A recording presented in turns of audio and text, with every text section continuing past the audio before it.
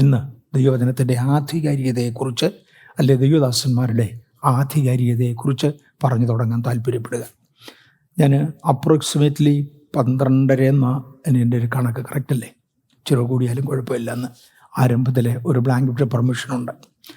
ഇച്ചിരി കൂടിയാലും കുഴപ്പമില്ല. എൻ്റെ ആരോഗ്യത്തിന് ഒത്തവണ്ണം കഴിയുന്നിടത്തോളം പരിശുദ്ധാത്മാവ് നടത്തുന്നത് പോലെ നമ്മൾ മുന്നോട്ട് പോകും. ഞാൻ ആദ്യമേ തുടങ്ങുന്നത് സാധാരണഗതിയിൽ ദൈവിക അധികാരത്തെക്കുറിച്ച് പറഞ്ഞു തുടങ്ങുന്നത് ലൂക്കോസിൻ്റെ സുവിശേഷം 10:17 നിന്ന്. ആ 70 പേർ സന്തോഷത്തോടെ മടങ്ങി വന്നു. കർത്താവേ, നിൻ്റെ നാമത്തിൽ ഭൂതങ്ങൾ ഞങ്ങൾക്ക് കീഴടങ്ങുന്നു എന്ന് പറഞ്ഞു. അവൻ അവരോട്, സാത്താൻ മിന്നൽ പോലെ ആകാശത്തുനിന്ന് വീഴുന്നത് ഞാൻ കണ്ടു. പാമ്പുകളെയും തേളുകളെയും ശത്രുവിൻ്റെ സകല ബലത്തെയും ചവിട്ടുവാൻ ഞാൻ നിങ്ങൾക്ക് അധികാരം തന്നിരിക്കുന്നു. ഒന്നും നിങ്ങൾക്കൊരിക്കലും ദോഷം വരുത്തുകയില്ല. എങ്കിലും ഭൂതങ്ങൾ നിങ്ങൾക്ക് കീഴടങ്ങുന്നതിലല്ല, നിങ്ങളുടെ പേർ സ്വർഗത്തിൽ എഴുതിയിരിക്കുന്നതിൽ അത്രേ സന്തോഷിപ്പീൻ എന്ന ഭാഗം വായിച്ച തുടങ്ങുന്നത്. ഇന്നലെ നമ്മൾ വായിച്ച ഒരുപാട് ഭാഗങ്ങളുടെ രത്നച്ചുരുക്കം ഇവിടെ കിട്ടുകയും ചെയ്യും. ദൈവത്തിൻ്റെ യേശുവിൻ്റെ വചനങ്ങളാണ്. അതിനകത്തെല്ലാം അങ്ങോട്ടും ഇങ്ങോട്ടും ഹൈലി കണക്റ്റഡാണ്. ഞാൻ പറഞ്ഞു, ഈ ഭൂമിയെ പ്രാരംഭത്തിങ്കിൽ ദൈവം സൃഷ്ടിച്ചത് ലൂസിഫറിന് വേണ്ടിയാണ്. സാത്താനായിട്ട് ദൈവം ആരെയും ഉണ്ടാക്കിയില്ല. പിന്നത്തേതിലവൻ സാത്താനാകുകയായിരുന്നു. പലപ്പോഴും ഈ ദിവസങ്ങളിൽ ഉയരുന്ന ഒരു ചോദ്യമാണ്, ഒരു ജനതയെ മുഴുവനും തുടച്ചു മാറ്റുവാൻ ദൈവം ആവശ്യപ്പെട്ടെങ്കിൽ, കനാനിൽ പാർത്തു വരുന്ന കനാന്യരെ മുഴുവനും എടുത്തു കളയുവാൻ ദൈവം ആവശ്യപ്പെട്ടെങ്കിൽ, ദൈവം അങ്ങനെ ഒരു തലമുറയെ തുടച്ചു നീക്കുന്നവനാണോ? ജനസൈഡ് ദൈവത്തിൻ്റെ വകയാണോ? ഒരു വർഗത്തെ മൊത്തം നശിപ്പിക്കുന്നത് ദൈവത്തിൻ്റെ പദ്ധതിയാണോ? എങ്കിൽ ദൈവത്തെ എങ്ങനെ കരുണയുള്ളവൻ എന്ന് വിളിക്കും? കരുണയും നീതിയും ഒരുപോലുള്ളവനാ ദൈവം. ഈ ഭാഗത്ത് നിന്നുകൊണ്ട് എന്തുകൊണ്ട് അവരെ തുടച്ചു മാറ്റി എന്നൊരാശയം ഒന്ന് വേഗത്തിൽ തൊടാൻ താല്പര്യപ്പെടുന്നു. ഒരു വിഭാഗം ആളുകൾ ദൈവത്തെ അനുസരിക്കാതെ പോയി. അവരുടെ ദേവീദേവന്മാർക്ക് ബലി കഴിക്കേണ്ടതിനു വേണ്ടി തങ്ങളുടെ പിഞ്ചു കുഞ്ഞുങ്ങളെ എടുത്തു കൊടുത്തു. കത്തിജ്വലിച്ച് നിൽക്കുന്ന ഒരു വിഗ്രഹത്തിൻ്റെ കയ്യിലോട്ട്, എന്ന് പറഞ്ഞാൽ ഓടുകൊണ്ട് നിർമ്മിച്ച് കത്തി തിളങ്ങുന്ന വിഗ്രഹത്തിൻ്റെ കയ്യിലോട്ട് അവരവരുടെ പിഞ്ചു കുഞ്ഞുങ്ങളെ ഏൽപ്പിച്ചു കൊടുക്കുന്നത്. ഇന്ത്യയിലും കണ്ടിട്ടുണ്ട് നദിയിലേക്ക് കുഞ്ഞുങ്ങളെ വലിച്ചെറിയുന്നത്. അങ്ങനത്തെ ക്രൂര ദേവീദേവന്മാരെ സേവിക്കുന്ന ആളുകളോട് അതല്ല സത്യദൈവം. സത്യദൈവം സ്നേഹമുള്ളവനാണ്, നിങ്ങളിത് വിട്ടുമാറണം എന്ന് കർത്താവ് നൂറ്റാണ്ടുകളായി പറഞ്ഞു. ഈ നൂറ്റാണ്ടുകളുടെ ഉപദേശം ശ്രദ്ധിക്കാതെ വന്നവരെ ഇനി തുടച്ചു മാറ്റുക അല്ലാതെ മാർഗമില്ല. അതുകൊണ്ടാണ് അങ്ങനെയുള്ള ജാതികളെ തുടച്ചു മാറ്റാൻ ആവശ്യപ്പെട്ടത്. മാത്രവുമല്ല, ദൈവജനത്തെ കണ്ടമാനം ഉപദ്രവിച്ചവർ അനാഖ്യരൊക്കെ ആ കൂട്ടത്തിൽപ്പെടുന്നതാണ്. അങ്ങനെയുള്ളതിനെ ഭൂമിയിൽ നിന്ന് തുടച്ചു മാറ്റണം. സഹിക്കാവുന്നതിനെ മാത്രം അവസരം കൊടുത്ത് അനുവദിക്കുക എന്നൊരു പദ്ധതി ദൈവത്തിനുണ്ട്. ഈ അബ്രഹാമിനോട് ദൈവം സംസാരിക്കുമ്പോൾ, നിന്റെ സന്തതി സ്വന്തമല്ലാത്ത ദേശത്ത് 400 സംവത്സരം പരദേശവാസം ചെയ്യും. ഇന്ന് നാട്ടിൽ അമോര്യർ താമസിക്കുകയാണ്, അമോര്യരെ നീക്കുമെന്ന് പറഞ്ഞു. അമോര്യർക്ക് മാനസാന്തരപ്പെടാൻ അടുത്ത 400 വർഷം കൂടെ കൊടുത്തേച്ചാ പറഞ്ഞത്. അത്രയും നാൾ നിന്റെ സന്തതിയെ എൻ്റെ സ്വന്തം ജനമാണ്. അത്രയും നാൾ എൻ്റെ സ്വന്തം ജനത്തെ ഞാൻ മിസ്രയീമിൽ അയക്കും. അവരെ ഞാൻ അവിടെ വളർത്തും. അതേസമയത്ത് അവരവിടെ പീഡിപ്പിക്കപ്പെടും.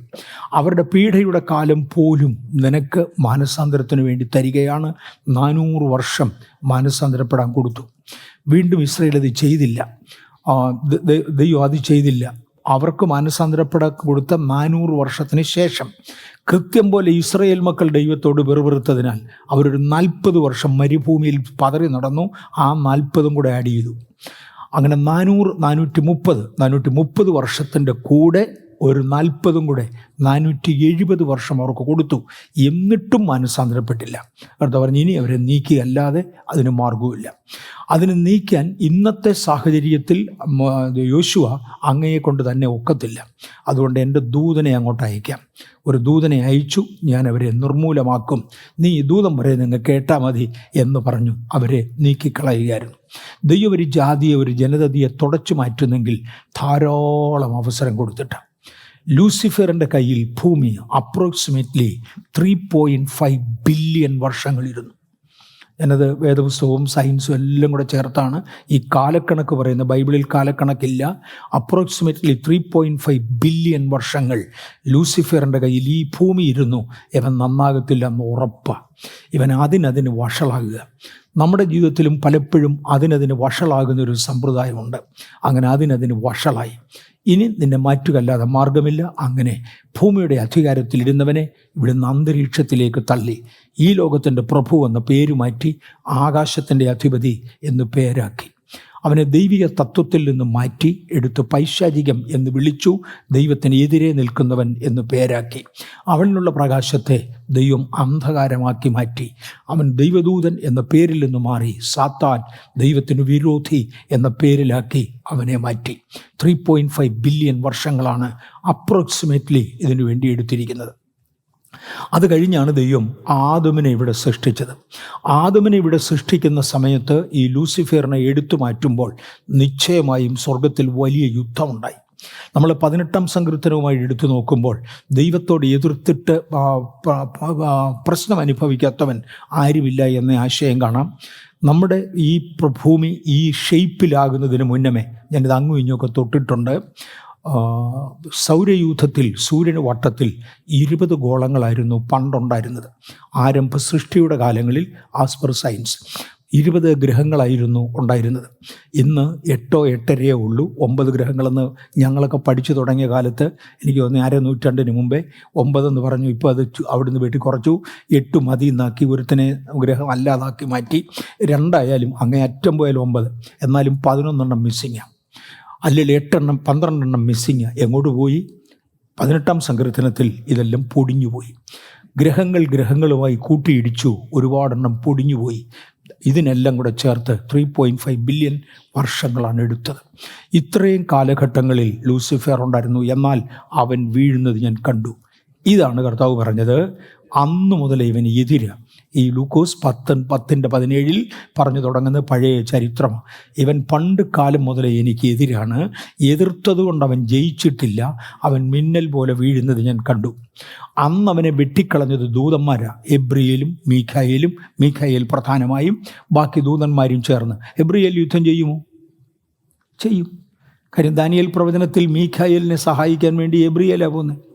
അദ്ദേഹം പൊതുവെ നമുക്ക് വർത്തമാനം കൊണ്ടുതരുന്നയാളാണ്, ദൈവത്തിന് വേണ്ടി സന്ദേശവാഹകനാണ്. എന്നിരുന്നാലും യുദ്ധത്തിനും അദ്ദേഹം പോകും. ദൂതന്മാരിൽ ആരുണ്ടെങ്കിലും യുദ്ധം ചെയ്യും. നമ്മളും അതുകൊണ്ട് തന്നെയാണ് യുദ്ധം ചെയ്യുന്നത്. ദൈവത്തിന് വേണ്ടി നമ്മളും യുദ്ധം ചെയ്യും. എൻ്റെ ശുശ്രൂഷ പ്രവചന ശുശ്രൂഷയാണെന്ന് ഒരാൾ പറഞ്ഞാൽ, എം എ വർഗീസ് പ്രസംഗ ശുശ്രൂഷയാണ് എൻ്റേതെന്ന് പറഞ്ഞാൽ, മോനെ ഇതിനിടയ്ക്കൊരു യുദ്ധമുണ്ട്, അത് ചെയ്തേ പറ്റൂ. അതെല്ലാവരും ചെയ്തേ പറ്റത്തുള്ളൂ. അതെ, നിങ്ങളിപ്പോൾ പോയി ചെയ്തു. സാത്താൻ ആകാശത്തുനിന്ന് മിന്നൽ പോലെ വീഴുന്നത് ഞാൻ കണ്ടതാണ്. ഇന്ന് നിങ്ങൾ ചെറിയ ശക്തികളെ മാത്രമേ ഇളക്കിയിട്ടുള്ളൂ. ആ സാഹചര്യത്തിൽ മനസ്സിലാക്കണം.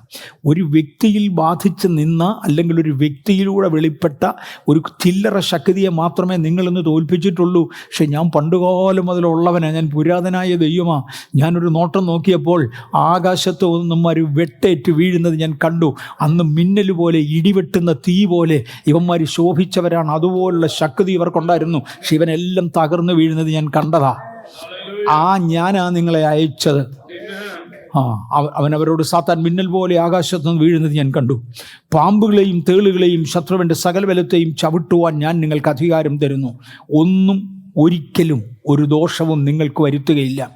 എങ്കിലും ഭൂതങ്ങൾ നിങ്ങൾക്ക് കീഴടങ്ങുന്നതല്ല നിങ്ങളുടെ പേർ. ഇതിനകത്ത് മാത്രം പൊതുചിന്തയിൽ നിന്ന് തികച്ചും വ്യത്യസ്തമായി വേദപുസ്തക അനുസരണമുള്ള ഒരു പ്രത്യേക വ്യാഖ്യാനം ദൈവം എന്നെ ഏൽപ്പിച്ചത് ഞാൻ പറയാറുണ്ട്.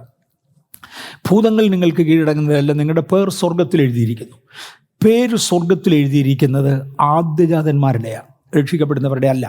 ഒരുപാട് ഇടങ്ങളിൽ രക്ഷിക്കപ്പെടുന്നവരുടെ പേര് സ്വർഗത്തിൽ എഴുതുന്നു എന്നൊരാശയം വന്നിട്ടുണ്ട്. നിർഭാഗ്യവശാൽ അതിന് വേദപുസ്തക അടിസ്ഥാനമില്ല. വേദപുസ്തകത്തിൽ രക്ഷിക്കപ്പെടുന്നവരുടെ പേർ ജീവൻ്റെ പുസ്തകത്തിൽ എഴുതും. സ്വർഗത്തിൽ പേരെഴുതിയിരിക്കുന്നത് എബ്രായ ലേഖനം 12-ാം അധ്യായം 23-ാമത്തെ വാക്യപ്രകാരം, എബ്രായർ 12:23 പ്രകാരം ആ സ്വർഗത്തിൽ പേരെഴുതിയിരിക്കുന്നത് ആദ്യജാതന്മാരുടെയാണ്. സ്വർഗത്തിൻ്റെ ഇരട്ടി അധികാരമുള്ള പൂർണ്ണ അധികാരം പ്രാപിച്ചവരായ, അവിടെ പിതാവിന് പകരം കാര്യങ്ങൾ ചെയ്തെടുക്കാൻ കഴിയുന്ന, പദം മറക്കരുത്, പിതാവിന് പകരം കാര്യങ്ങൾ ചെയ്തെടുക്കാൻ കഴിയുന്ന ആദ്യജാതന്മാർ. ഒരു വീട്ടിൽ ഇസ്രായേലിൻ്റെ പ്രമാണപ്രകാരം അപ്പൻ വീട്ടിലില്ലാത്ത സമയത്ത്, അല്ലെങ്കിൽ അപ്പന് പ്രവർത്തിക്കാൻ ഒക്കാത്ത ഒരു സാഹചര്യത്തിൽ ഏതെങ്കിലും പ്രധാനപ്പെട്ട ഒരു കാര്യം ചെയ്യണമെങ്കിൽ ആ വീട്ടിലെ ആദ്യജാതനാണത് ചെയ്യേണ്ടത്. അംഗീകരിക്കപ്പെട്ട ആദ്യജാതൻ. അതിനകത്തും പ്രത്യേകതയുണ്ട്. അപ്പൻ അംഗീകരിക്കാത്ത ഒരാളല്ല, അംഗീകരിക്കപ്പെട്ട ആദ്യജാതനാണത് ചെയ്യേണ്ടത്.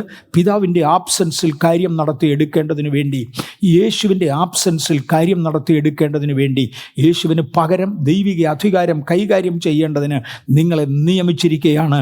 നിങ്ങളുടെ പേർ സ്വർഗത്തിൽ എഴുതി, നിങ്ങൾ അവിടെ സ്വർഗത്തിൽ പേരുള്ളവരാ. ഈ 11 പേരുടെ കാര്യങ്ങളെക്കുറിച്ച് എടുത്തു പറയുമ്പോൾ, ആദ്യജാതന്മാരുടെ പേരിനെ കുറിച്ച് എടുത്തു പറയുമ്പോഴേ ഒരു കൂട്ടം ആളുകളെ ഇങ്ങോട്ട് പറഞ്ഞു. അവർ ആരോടൊക്കെ എതിർത്തവരാണ്, പലതും ചെയ്തവരാ. ഇവരെല്ലാവരും സ്വർഗത്തിൽ വലിയ കാര്യങ്ങൾ സാധിച്ചവരാ. ഇവരൊക്കെ ശക്തികളോട് എതിർത്ത് നിന്നവരാ. ഇവരെ എതിർത്ത് നിന്നത് ആരെക്കുറിച്ചാണ് പറയുന്നത്? എബ്രായ ലേഖനം 11-ാം അധ്യായത്തിൽ ഇങ്ങോട്ട് വിശദീകരിച്ചാണ് 12-ാമത്തെ അധ്യായത്തിൽ ഇങ്ങോട്ട് വരുമ്പോൾ പറയുന്നത് സ്വർഗത്തിൽ പേരെഴുതപ്പെട്ട ആദ്യജാതന്മാരാണ് ഇവരെല്ലാവരും എന്ന് പറയുന്നത്. ഇവരാരും എതിർത്ത് നിന്നത് ജഡരക്തങ്ങളോടല്ല. അബ്രഹാം ജഡരക്തങ്ങളോട് എതിർത്തില്ല, ഇസഹാക്ക് ജഡരക്തങ്ങളോട് എതിർത്തിട്ടില്ല, മോശ ജഡരക്തങ്ങളോട് എതിർത്തിട്ടില്ല. ആരും ജഡരക്തങ്ങളോടല്ല എതിർത്തത്. ഇവരെല്ലാം എതിർത്തത് വാഴ്ചകളോടും അധികാരങ്ങളോടുമാണ്. ഇന്ന് നമ്മളും എതിർക്കുന്നത് ജഡരക്തങ്ങളോടല്ല, വാഴ്ചകളോടും അധികാരങ്ങളോടുമാണ്. നമ്മുടെ പേരും സ്വർഗത്തിലുണ്ട്. ഇനി മത്തായിയുടെ സുവിശേഷം 28-16 മുതൽ 20 വരെയുള്ള വാക്യങ്ങളിൽ, എന്നാൽ 11 ശിഷ്യന്മാർ ഗലീലയിൽ യേശു അവരോട് കൽപ്പിച്ചിരുന്ന മലയ്ക്ക് പോയി. അവനെ കണ്ടപ്പോൾ അവർ നമസ്കരിച്ചു, ചിലരോ സംശയിച്ചു. യേശു അടുത്തു ചെന്നു, സ്വർഗത്തിലും ഭൂമിയിലും സകല അധികാരവും എനിക്ക് നൽകപ്പെട്ടിരിക്കുന്നു. ആകയാൽ നിങ്ങൾ പുറപ്പെട്ട് പിതാവിൻ്റെയും പുത്രൻ്റെയും പരിശുദ്ധാത്മാവിൻ്റെയും നാമത്തിൽ സ്നാനം കഴിപ്പിച്ചും ഞാൻ നിങ്ങളോട് കൽപ്പിച്ചതൊക്കെയും പ്രമാണിപ്പാൻ തക്കവണ്ണം ഉപദേശിച്ചും കൊണ്ട് സകല ജാതികളെയും ശിഷ്യരാക്കിക്കൊള്ളുവീൻ. ഞാനോ ലോകാവസാനത്തോളം എല്ലാ നാളും നിങ്ങളോടുകൂടെ ഉണ്ട് എന്ന് അരുളി ചെയ്തു. ഒരു കൊച്ചു വിശദീകരണം, നമുക്ക് വലിയ വിശദീകരണത്തിൻ്റെ ആവശ്യമില്ല. ഈ ലൂക്കോസിൻ്റെ സുവിശേഷം 10-ാമത്തെ അധ്യായത്തിൽ നമ്മൾ ചിന്തിക്കുന്ന സമയത്ത് ഒരു 70 പേരോടാണ് കർത്താവ് പറഞ്ഞത്, നിങ്ങളുടെ പേര് ജീവൻ്റെ സ്വർഗത്തിൽ നിങ്ങളുടെ പേര് എഴുതിയിരിക്കുന്നു എന്ന് പറഞ്ഞത്. അന്ന് ഈ 12 പേർക്ക് അധികാരം കൊടുത്തില്ല. ഇതൊന്ന് ഇച്ചിരി ഗൗരവമാണ്. ഈ 12 പേര് ചേർന്ന് ലൂക്കോസിൻ്റെ സുവിശേഷം 9-ാമത്തെ അധ്യായത്തിൽ 12 പേർ ചേർന്ന് രാജ്യത്തെല്ലാം അത്ഭുതങ്ങൾ ചെയ്തു. ഭയങ്കര വീര്യപ്രവർത്തികളായിരുന്നു. അവരുടെ വീര്യപ്രവർത്തികളുടെ ആഴം കണ്ട് ഹേരോദാവ് നടുങ്ങി എന്നാണ്. ഹേരോദാവ് നടുങ്ങി.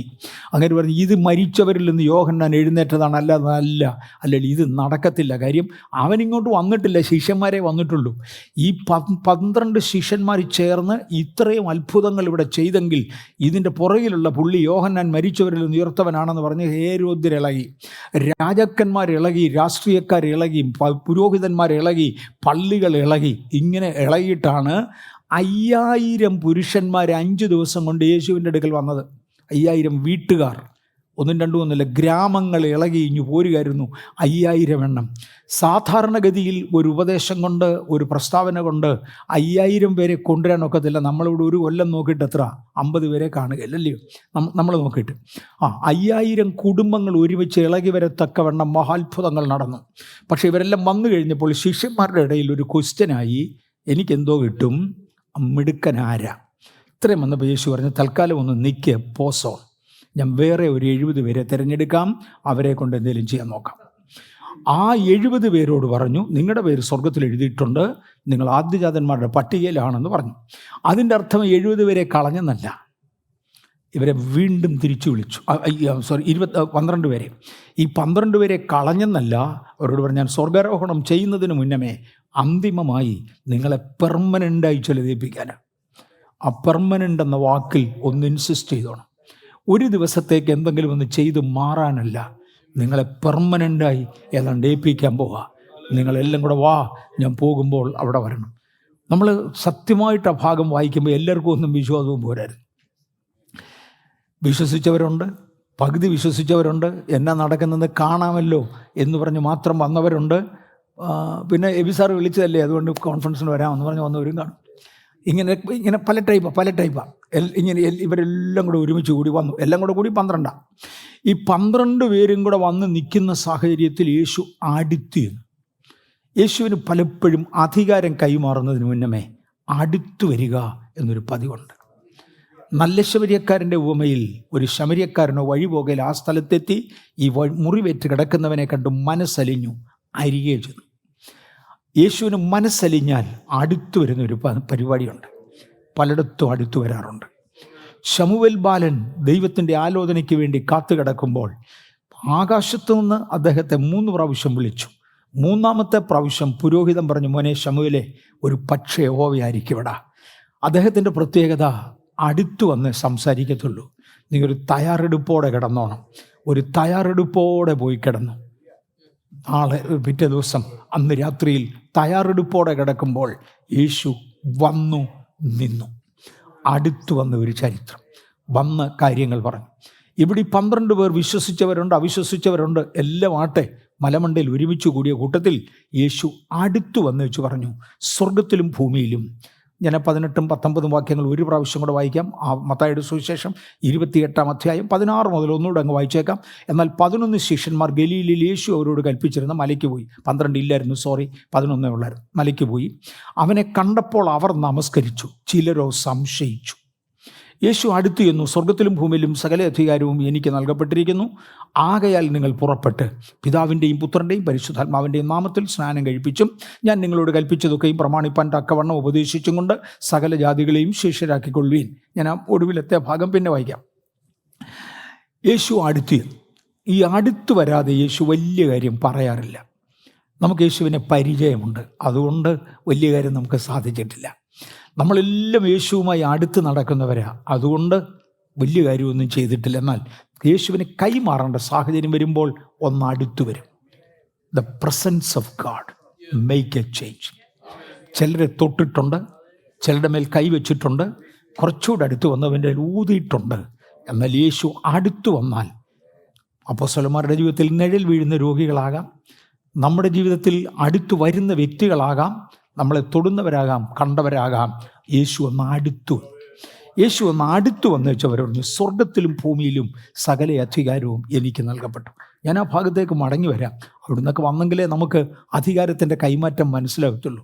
സ്വർഗത്തിലും ഭൂമിയിലും സകല അധികാരവും എനിക്ക് നൽകപ്പെട്ടു. പണ്ട് എൻ്റെ പിതാവ് സൃഷ്ടിച്ചതായി ഇത് മുഴുവനും. സൃഷ്ടിയെങ്കിലേക്കൊന്ന് തിരിച്ചു വന്നാൽ തൻ്റെ വായിൽ നിന്ന് ഉളവാകട്ടെ എന്നർത്ഥം വരുന്ന ഒരു പദമുണ്ടായി. അന്ന് യേശുവിന് പറയാനുണ്ട്, അന്ന് ഞാൻ ശില്പിയായി പിതാവിനോടുകൂടെ ആയിരുന്നു. പിതാവ് ആകാശത്തിന് വൃത്തം വരച്ചപ്പോൾ ഞാൻ അവൻ്റെ അടുക്കൽ ശില്പിയായിരുന്നു. ഈ പണി മുഴുവനും ചെയ്തത് ഞാനാണ്. എനിക്ക് ഇതിനെക്കുറിച്ച് അറിയാം. ബിഗ് ബാങ് തിയറിയെക്കുറിച്ച് വിശദീകരിച്ചേച്ച് ശാസ്ത്രലോകം പറയുന്നൊരു പദമുണ്ട്. 3 ബോസനുകൾ ഒരുമിച്ച് ചേർന്നതാണ് ബിഗ് ബാങ്. 3 ജനറേഷനുകളിൽ പെടുന്ന 3 ബോസനുകൾ. വേദപുസ്തകത്തിൻ്റെ ഭാഷയിൽ നമ്മൾ പറയും പിതാവ്, പുത്രൻ, പരിശുദ്ധാത്മാവ്. ശാസ്ത്രീയ ഭാഷയിൽ മിഷിയാക്കാക്കു പറയും 3 ജനറേഷനിൽ പെടുന്ന 3 ബോസനുകൾ ഒരുമിച്ച് ചേർന്നു. ഇവരിൽ ആരാണ് ഇവനെ ഒരുമിച്ച് കമ്പോസ് ചെയ്തത്? മിഷിയാക്കാക്കു പറയും നടുക്കത്തെ ശബ്ദമാണ് കമ്പോസ് ചെയ്തത്. യേശു പറയും പിതാവ്, പുത്രൻ, പരിശുദ്ധാത്മാവ് എന്നതിൽ ഞാനാണ് അവിടെ ശില്പിയായിരുന്നത്. ഞാനാണ് ഇതിനെ ഒരുമിച്ച് ചേർത്തത്.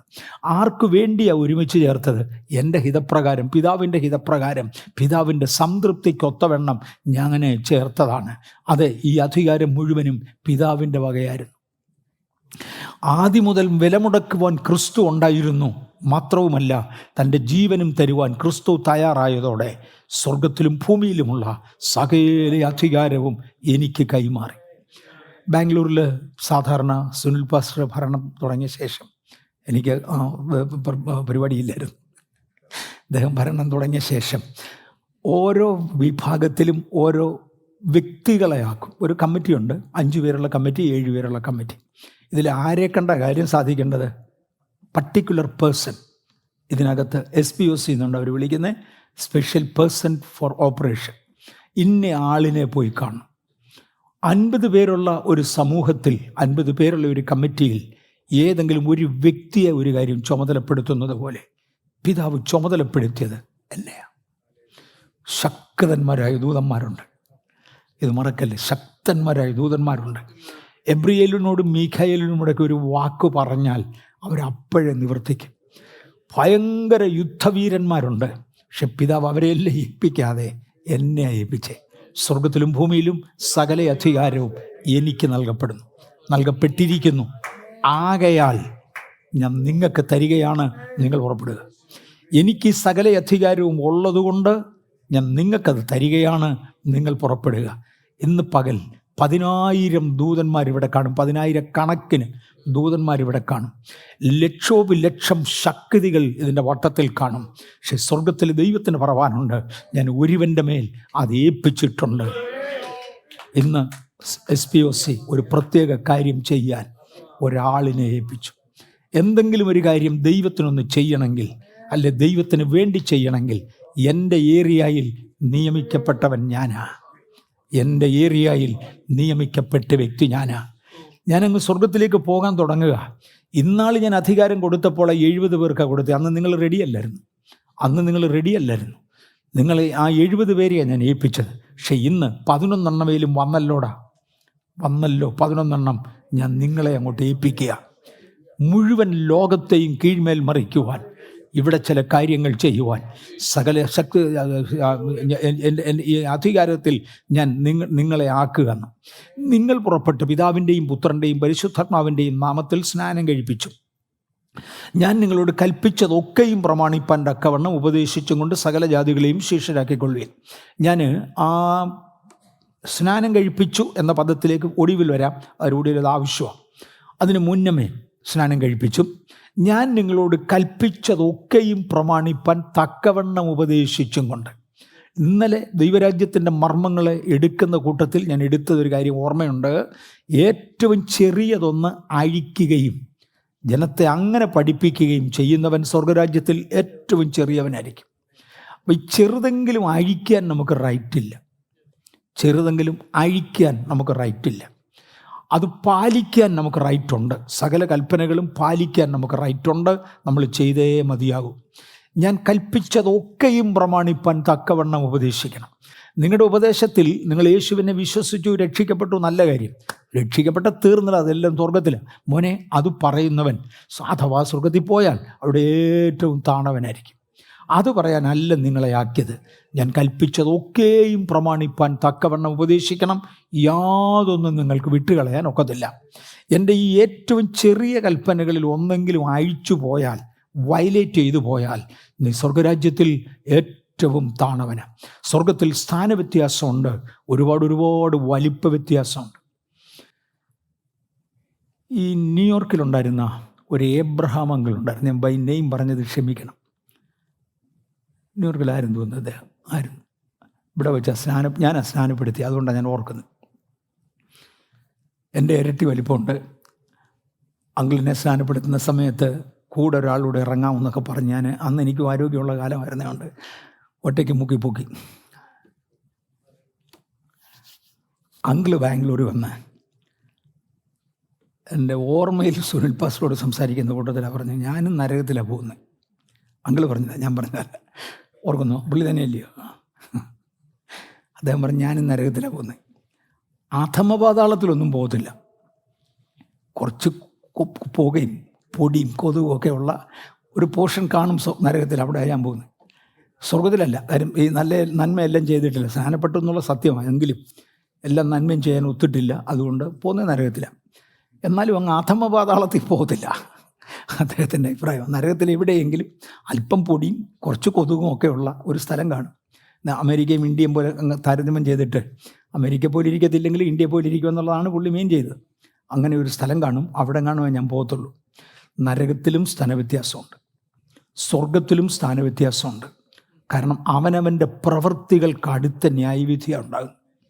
തിന്മയാണെങ്കിൽ അതിൻ്റെ ആഴത്തിനൊത്തവണ്ണം, നന്മയാണെങ്കിൽ അതിൻ്റെ ഗൗരവത്തിനൊത്തവണ്ണം. ഓക്കെ, ഞാൻ നിങ്ങളോട് കൽപ്പിച്ചതൊക്കെയും പ്രമാണിപ്പാൻ തക്കവണ്ണം ഉപദേശിച്ചും കൊണ്ട്. അപ്പം നിങ്ങളുടെ ഉപദേശത്തിൽ അതെല്ലാം ചെയ്യാനുള്ള വകുപ്പുണ്ടായിരിക്കണം. ചെയ്യാൻ ഉപദേശിക്കുക എന്നല്ല, തക്കവണ്ണം ഉപദേശിക്കുക. ഉപദേശം എന്ന വാക്കിൻ്റെ അർത്ഥം എന്തോ? ഞാൻ പോകുമ്പോൾ നമുക്ക് ഗൗരവമായിട്ട് പോയാൽ നല്ലതാണ്. ഉപദേശം എന്ന പദത്തിൻ്റെ അർത്ഥം എന്തോ? അറിയാത്ത, കണ്ടിട്ടില്ലാത്ത, കേട്ടിട്ടില്ലാത്ത ഒരു പുതിയ കാര്യത്തെ അംഗീകരിക്കുക എന്ന് മാത്രമേ ഉള്ളൂ വിശ്വാസം എന്ന പദത്തിൻ്റെ അർത്ഥം. പക്ഷെ ഉപദേശം എന്ന് പറയുമ്പോൾ ഒരല്പം കൂടെ വ്യത്യാസമാണ്. നമ്മുടെ ജീവിതക്രമം നിയന്ത്രിക്കുവാനുള്ള ചില വഴികളാണ് വിശ്വാസം.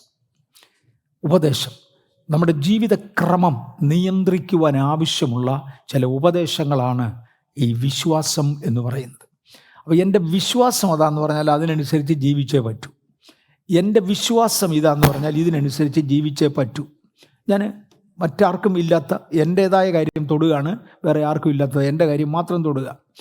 ഞാൻ സാധാരണഗതിയിൽ ശുശ്രൂഷിക്കുമ്പോൾ എന്നെപ്പോലെ പലരും കാണും, അതില്ലെന്നല്ല ഞങ്ങളുടെ കാര്യം. ഞാൻ ശുശ്രൂഷിക്കുന്ന സമയത്ത് കഴിവുണ്ടെങ്കിൽ ചെരുപ്പ് ഉപയോഗിക്കാറില്ല. അതില്ലാതെ നിന്ന് ശുശ്രൂഷിക്കുന്നത് എനിക്ക് സന്തോഷം. അതെവിടെയെങ്കിലും എഴുതിയിട്ടുണ്ടോ? ഇല്ല, എങ്ങും എഴുതിയിട്ടില്ല ചെരുപ്പിടരുതെന്ന്. സൂചനയുണ്ട്, പക്ഷെ അങ്ങനെ എങ്ങും എഴുതിയിട്ടില്ല. എഴുതാത്ത ഒരു കാര്യം എന്തിനാണ് ചെയ്യുന്നത്? അതെൻ്റെ വിശ്വാസം. അപ്പം ഞാൻ ആരെ ഉപദേശിച്ചാലും അതിനനുസരിച്ചേ ഉള്ളൂ. എൻ്റെ ഉപദേശം ദൈവവചനത്തിൽ നിന്ന് മാറാൻ പറ്റത്തില്ല, അതിന് വിരോധമാകാൻ ഒക്കത്തില്ല. അപ്പം ഞാൻ ആരെയും പഠിപ്പിക്കുകയാണെങ്കിൽ അതിനാവശ്യമുള്ളത് പഠിപ്പിച്ചിരിക്കും. ഞാനൊരു ചർച്ച് ബിൽഡിംഗ് പണിയുകയാണെങ്കിൽ സ്റ്റേജിൽ കഴിയുമെങ്കിൽ കാർപ്പറ്റ് ഇട്ടിരിക്കും. കാര്യം മുള്ളുള്ളതൊന്നും സ്റ്റേജിൽ കൊണ്ടിടത്തില്ല. കാര്യം നാളെ ഒരുത്തൻ ഇതിനകത്ത് കയറുകയാണെങ്കിൽ ഒരിക്കലും ചെരുപ്പ് ഇട്ടുകൊണ്ട് കയറേണ്ട കാര്യം വരത്തില്ല. കയറരുതെന്നല്ല ഞാൻ പറഞ്ഞേ, അതിനനുസരിച്ചായിരിക്കും എൻ്റെ പഠിപ്പീരുകൾ, എൻ്റെ ഉപദേശം, എൻ്റെ പ്രായോഗിക ജീവിതം. ക്രിസ്ത്യാനിത്വത്തെ എ വേ ഓഫ് ലൈഫ് എന്നാണ് വിളിക്കുന്നത്.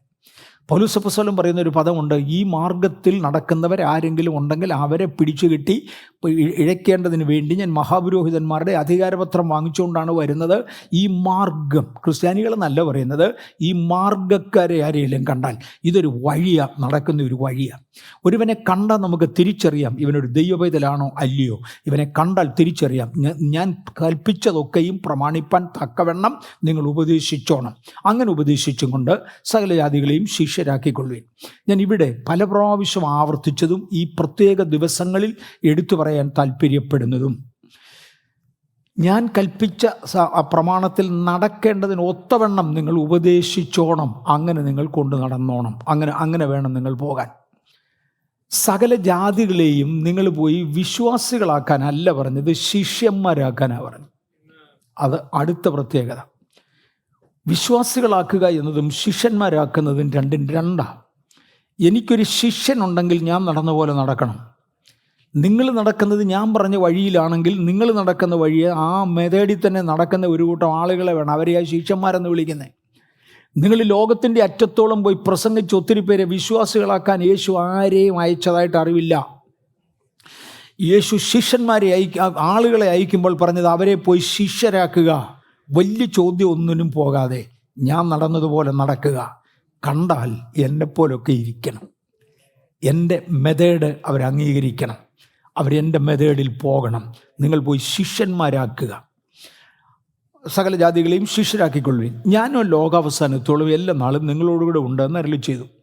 കർത്താവിൻ്റെ ദാസൻ കാനമച്ചൻ പറഞ്ഞൊരു വിശദീകരണമാണ് എനിക്ക് ഏറ്റവും നന്നായി തോന്നുന്നത്. ഞാൻ ആ വിശദീകരണത്തിൽ പോകാൻ പോവാം. കാനമച്ചൻ പറഞ്ഞതാണിത്. ഈ യോഹന്നാൻ്റെ സുവിശേഷം 3-ാമത്തെ അധ്യായത്തിൽ യേശു സ്വയം സ്നാനപ്പെടുത്തി എന്നൊരു പദം കാണാം. യേശു യോഹന്നാനേക്കാൾ അധികം ശിഷ്യന്മാരെ ചേർത്ത് സ്നാനപ്പെടുത്തി. സ്നാനപ്പെടുത്തി എന്ന് ഒരു വാക്കുണ്ട്. അത് യേശു സ്നാനപ്പെടുത്തിയതാണ്. 4-ാം അധ്യായത്തിൻ്റെ 1-ാമത്തെ വാക്യത്തിൽ, യോഹന്നാൻ്റെ സുവിശേഷത്തിൽ നിന്നാണ് ഞാൻ പറയുന്നത്, 4-ാം അധ്യായത്തിൻ്റെ 1-ാമത്തെ വാക്യത്തിൽ വരുമ്പോൾ ശിഷ്യന്മാരല്ലാതെ യേശു തന്നെ സ്നാനപ്പെടുത്തിയില്ല എന്നും പറയുന്ന ഒരു രംഗമുണ്ട്. ഞാനിതൊന്ന് ശ്രദ്ധിച്ചു. എന്നാ ഇത് തമ്മിലുള്ള വ്യത്യാസം? 3-ാമത്തെ അധ്യായത്തിൽ യേശു യോഹന്നാനേക്കാൾ അധികം ശിഷ്യന്മാരെ ചേർത്ത് സ്നാനപ്പെടുത്തി. സത്യമായും സ്നാനപ്പെടുത്തിയതാ, ഇല്ലല്ല, അങ്ങനെ എഴുതത്തില്ല. ഞാൻ ബാംഗ്ലൂരിൽ നടന്ന എൻ്റെ കാര്യം പറയാം. ഞാൻ ആരെയും സ്നാനപ്പെടുത്താൻ വേറൊരാൾ എനിക്കൊരു ട്രെയിനിങ് തന്നിട്ടില്ല. ആദ്യത്തെ പ്രാവശ്യം സ്നാനപ്പെടുത്തി എനിക്ക് തോന്നി അങ്ങ് ഒത്തു. പിന്നെ അങ്ങ് സ്നാനം തുടർന്നു, ഒക്കാതെ വന്നത് ഞാൻ രണ്ടാമത് അവിടെ തന്നെ സ്നാനപ്പെടുത്തിയിട്ടുണ്ട് പല പ്രാവശ്യം. ഒരിക്കൽ ഒരാളിനെ എനിക്ക് തോന്നുന്നു വെള്ളത്തിലിറങ്ങാൻ ഭയങ്കര പേടിയുള്ള ഒരു പുള്ളിയായിരുന്നു. എൻ്റെ ഇരട്ടി വലിപ്പമുണ്ട്. ഞാൻ 2-3 പ്രാവശ്യം മുക്കിയിട്ട് ഇയാൾ മുങ്ങുകയില്ല. ഞാനിപ്പോൾ ഇങ്ങനെ ആലോചിച്ചപ്പോൾ എന്താ ചെയ്യുന്നത്? 1 മുക്കി, 2 മുക്കി, 3 മുക്കി, ഇയാൾ മുങ്ങുന്നുമില്ല. പുള്ളി ഇങ്ങനെ നേരെ നിൽക്കുക, ഞാൻ ഇങ്ങനെ വട്ടം നിൽക്കുക. എനിക്കൊരാശയം തോന്നി, ഈ മുക്കുന്ന കൂട്ടത്തിൽ കാലിനിട്ടൊരു തട്ടുകൂടെ കൊടുക്കാം. സത്യം. അങ്ങനെ ഞാൻ മുക്കുന്ന കൂട്ടത്തിൽ ഇയാളുടെ മുട്ട് നോക്കി ഒരു തട്ട് വെച്ച് കൊടുത്തു. പുള്ളി താണു, ഞാൻ മുക്കി, ഒരു കണക്കിൽ പൊക്കി. പക്ഷെ എൻ്റെ കൂടെ ശുശ്രൂഷിക്കുന്നവർക്ക് ഗതികേട് വരാതിരിക്കാൻ എൻ്റെ കൂടെ ശുശ്രൂഷിച്ചവരെ ഒക്കെ ഞാൻ എൻ്റെ കൂടെ വെള്ളത്തിലിറക്കി. ഞാൻ പലരെ ഓർക്കുന്നുണ്ട്, 3-4 പേരെ വ്യക്തമായിട്ട് ഓർക്കുന്നുണ്ട്. ഞാൻ ഒരാളിനെ മുക്കി, ഞങ്ങൾ രണ്ടുപേരും ഒരുമിച്ച് വെള്ളത്തിലിറങ്ങി എൻ്റെ കൂടെ നിൽക്കുന്ന ആളിനെ കൂട്ട് നിർത്തി ഒരാളിനെ പൊക്കി കഴിഞ്ഞു. അങ്ങനെ 1-2 പേരെ മുക്കിയതിനെ കൂടെ നിന്നയാളിനെ ഞാൻ അദ്ദേഹത്തോട് രണ്ടാമത്തെ ആളിനോട് ഞാൻ പറഞ്ഞു മുക്കാൻ പറഞ്ഞു. മുക്കി കൃത്യം പോലെ അങ്ങേര് മുക്കിയിട്ടും ആദ്യത്തെ പ്രാവശ്യത്തിന് മുങ്ങിയില്ല. അപ്പം ഞാൻ പറഞ്ഞു എനിക്ക് ആയില്ല, പോവല്ലേ എന്ന് പറഞ്ഞ് രണ്ടാമത് ഞാൻ മുക്കി കാണിച്ചു. 3-ാമത്തെ ആളിനെ വീണ്ടും കൊണ്ടുവന്ന് ഇദ്ദേഹത്തോട് പറഞ്ഞ് മുക്കാൻ പറഞ്ഞു. അങ്ങനെ അങ്ങേര് പെർഫെക്റ്റായിട്ട് മുക്കുന്നത് വരെ എൻ്റെ കൂടെ അദ്ദേഹത്തെ നിർത്തി. അയാളിപ്പോൾ എൻ്റെ കൂടെ ഇല്ല, പൊക്കളഞ്ഞു കേട്ടോ. എന്നാലും അത് ഈ ലോകമല്ലേ. യേശുവും ശിഷ്യന്മാരും കൂടെ സ്നാനത്തിന് ഇറങ്ങി. യേശു ആദ്യമാണ് ക്രിസ്തീയ സ്നാനം തുടങ്ങുന്നത്, അല്ലെ? ക്രിസ്തു സ്നാനപ്പെടുത്തി തുടങ്ങുന്നത് ആദ്യമാണ്. എനിക്കൊന്ന് യോഹന്നാനെ ഇങ്ങോട്ട് പിടിച്ച് മുക്കിക്കാണും. അത് കഴിഞ്ഞപ്പം പത്രോസിനെ കൊണ്ട് ചെയ്യിച്ചു കാണും. മത്തായിയെ പിടിച്ച് മുക്കിക്കാണും. അന്ത്രയോസിനെ കൊണ്ട് ചെയ്യിച്ചു കാണും. ശിഷ്യന്മാരെ കൂടെ ഇറക്കി സ്നാനപ്പെടുത്താൻ പഠിപ്പിച്ചു. ഇതൊരു വലിയ ന്യൂസായി. ഈ ന്യൂസ് നാട്ടിൽ മുഴുവൻ പരന്നു. ഇതങ്ങ് പരീശന്മാരുടെ അടുക്ക വരെ എത്തി. ഞാൻ കഴിഞ്ഞ പ്രാവശ്യം ഇത് പറഞ്ഞ വാദം എനിക്ക് ഓർമ്മയുണ്ട്. ഇപ്പോഴാണ് പെട്ടെന്ന് ഫോൺ ചെയ്യായിരുന്നു. അന്ന് ഫോൺ ഇല്ലാത്തത് കൊണ്ട് ഒരു നുണയൻ അടുത്ത നുണയനോട് നുണ പറഞ്ഞ് മഹാനുണയൻ പരീക്ഷൻ്റെ അടുക്കൽ എത്തി. പരീക്ഷൻ്റെ അടുക്കൽ എത്തിക്കഴിഞ്ഞു. പരീക്ഷന്മാരുടെ അടുക്കൽ എത്തി എന്നുള്ള വിവരം കർത്താവ് അറിഞ്ഞു. അപ്പോഴത്തേക്ക് യേശു കരയ്ക്ക് കയറി. ഇതിനോടകം 2 ആഴ്ച കഴിഞ്ഞ് കാണും. അപ്പോഴത്തേക്ക് കർത്താവ് കരയ്ക്ക് കയറി ശിഷ്യന്മാർ തന്നെ സ്നാനപ്പെടുത്തിയ ഭാഗം ഒന്നുകൂടെ ശ്രദ്ധിച്ചോണേ. യേശു ശിഷ്യന്മാരെ ചേർത്ത് സ്നാനപ്പെടുത്തി. 4-ാമത്തെ അധ്യായത്തിൽ യേശു കരയ്ക്ക് കയറി, ശിഷ്യന്മാർ മാത്രം സ്നാനപ്പെടുത്തി. ഈ സാഹചര്യത്തിലാണ് വിവരം പരീശന്മാരുടെ അടുക്കൽ അറിഞ്ഞു വരുന്നത്. തുടർന്ന് കാനവച്ചൻ പറയുന്നത്, വെള്ളത്തിൽ സ്നാനം നടക്കുമ്പോൾ യേശു കരയ്ക്കുണ്ട്. എവിടെയെങ്കിലും ഒരു അപാകത പറ്റിയാൽ യേശു പറഞ്ഞു കൊടുക്കും. പറ്റിയില്ല കാര്യം ഇറങ്ങി പഠിപ്പിച്ചതല്ലേ, പറഞ്ഞു കൊടുക്കും. അപ്പം നിങ്ങളിനി ഒറ്റയ്ക്ക് പോയി സ്നാനപ്പെടുത്തണമെന്ന് പറഞ്ഞുടനെ ശിഷ്യന്മാർ യേശുവിൻ്റെ മുഖത്ത് നോക്കിയാണ്. അപ്പോൾ സൂപ്പർവൈസ് ചെയ്യുന്ന ആരാണ്? ഇത് കാനവച്ചൻ്റെ വെർഷനാണ്. ഇതുവരെ അത് വളരെ ലോജിക്കലായിട്ട് എനിക്കും തോന്നുന്നു. അതുവരെ കരയിൽ യേശു നിപ്പുണ്ട്, സ്നാനം കാണാൻ വേണ്ടി. പറയുന്നത് ശരിയാണോ, കൊടുക്കുന്നത് ശരിയാണോ എന്ന് നോക്കാൻ. കരയ്ക്ക് യേശു നിന്ന് തൻ്റെ സൂപ്പർവൈസേഷനിലാണ് സ്നാനം നടന്നത്. ഇപ്പോൾ യേശു പറയുകയാണ്, നിങ്ങൾ തന്നെ പോയി ഇനി സ്നാനപ്പെടുത്ത്, ഞാൻ നിങ്ങൾക്ക് അനുമതി തരിക. അപ്പോൾ ശിഷ്യന്മാർ ചോദിച്ചു കാണും, ആരാ സൂപ്പർവൈസ് ചെയ്യുന്നേ? പറഞ്ഞു, ഡോണ്ട് വറി, ഞാൻ ലോകാവസാനത്തോളം കൂടുണ്ട്. ഓരോ കുളക്കടയിലും ഞാനുണ്ട്. ഞാൻ സ്നാനപ്പെടുത്താൻ ഇറങ്ങുമ്പം പല പ്രാവശ്യം ബാംഗ്ലൂർ ചർച്ച് പറഞ്ഞിട്ടുണ്ട്, ആ ഭയത്തോടെയാണ് ചെയ്യുന്നത്. തമ്പുരാൻ കരയ്ക്ക് നിപ്പുണ്ട്. ഒരു ചെറിയ അപാകത പറ്റിപ്പോയാൽ നിത്യതയെ ഞാനും കണക്ക് പറയേണ്ടതായി വരും. വിശ്വസിക്കുന്നു? ജീവിക്കാൻ തയ്യാറാണോ? ഞാൻ എൻ്റെ സ്വന്തം താല്പര്യത്തിന് വേണ്ടിയാണോ, എൻ്റെ പ്രൗഢിക്ക് വേണ്ടിയാണോ, അതോ എനിക്ക് വേണ്ടിയാണോ ചെയ്യുന്നത്? കർത്താവിന് വേണ്ടിയാണോ? എൻ്റെ കയ്യിൽ മിസ്റ്റേക്ക് ഉണ്ടോ, ഈ സഹോദരൻ്റെ മിസ്റ്റേക്ക് ഉണ്ടോ? നോക്കി എത്ര പ്രാവശ്യം നോക്കിയ ഒരാളിനെ സ്നാനപ്പെടുത്തുന്നത്? യേശു പറഞ്ഞു, അധികാരം നിങ്ങൾക്ക് തരികയാണ്, നിങ്ങൾ സ്നാനപ്പെടുത്തണം. ഈ അധികാരം കൊണ്ടെല്ലാം അൾട്ടിമേറ്റ്ലി സംഭവിക്കാൻ പോകുന്ന സ്നാനമാണ്. അവിടം വരെ നിങ്ങളെ സ്നാനപ്പെടുത്തി ശിഷ്യരാക്കണം. അതിനുവേണ്ടി ഞാൻ നിങ്ങളെ അധികാരപ്പെടുത്തുകയാണ്. ഞാനും ലോകാവസാനത്തോളം എല്ലാ നാളും നിങ്ങളോടുകൂടെ ഉണ്ട്.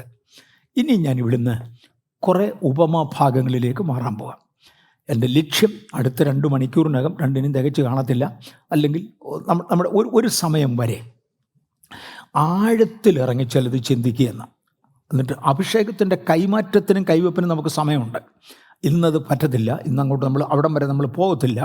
അതിനു മുമ്പേ മത്തായിയുടെ സുവിശേഷം 21-ാമത്തെ അധ്യായത്തിലും മർക്കോസിൻ്റെ സുവിശേഷം 11-ാമത്തെ അധ്യായത്തിലും യേശു ക്രിസ്തു ഈ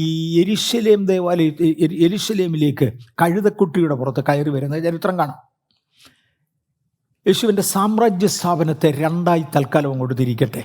1, ആത്മീക സാമ്രാജ്യം സ്ഥാപിക്കുക. 2, ഭൗതിക സാമ്രാജ്യം സ്ഥാപിക്കുക. ഇന്നലെ ദൈവരാജ്യത്തെക്കുറിച്ച് പറഞ്ഞപ്പോഴും ഞാൻ പറഞ്ഞു, ദൈവരാജ്യമെന്നും സ്വർഗരാജ്യമെന്നും 2 പദം ബൈബിളിലുണ്ട്. അങ്ങോട്ടും ഇങ്ങോട്ടും അല്പസ്വല്പം ഇടകലർത്തിയിട്ടുണ്ട്. പ്രത്യേകിച്ചും മത്തായിയുടെ സുവിശേഷത്തിലാണ് ആ ഇടകലർത്തൽ. കാര്യം മത്തായി യഹൂദനോട് മാത്രം സംസാരിക്കുന്നത് കൊണ്ട് അദ്ദേഹത്തിന് മാത്രം മനസ്സിലാകുന്ന, അല്ലെങ്കിൽ അവർക്ക് ആ പദം മാത്രമേ അറിയത്തുള്ളൂ എന്നതുകൊണ്ട് ദൈവരാജ്യം എന്ന പദം പലപ്പോഴും ഉപയോഗിച്ചിട്ടുണ്ട്. സ്വർഗരാജ്യത്തെയും ദൈവരാജ്യം എന്ന പേരിൽ അവിടെ വിളിച്ചിട്ടുണ്ട്. അതർവൈസ് രണ്ടും രണ്ടാ.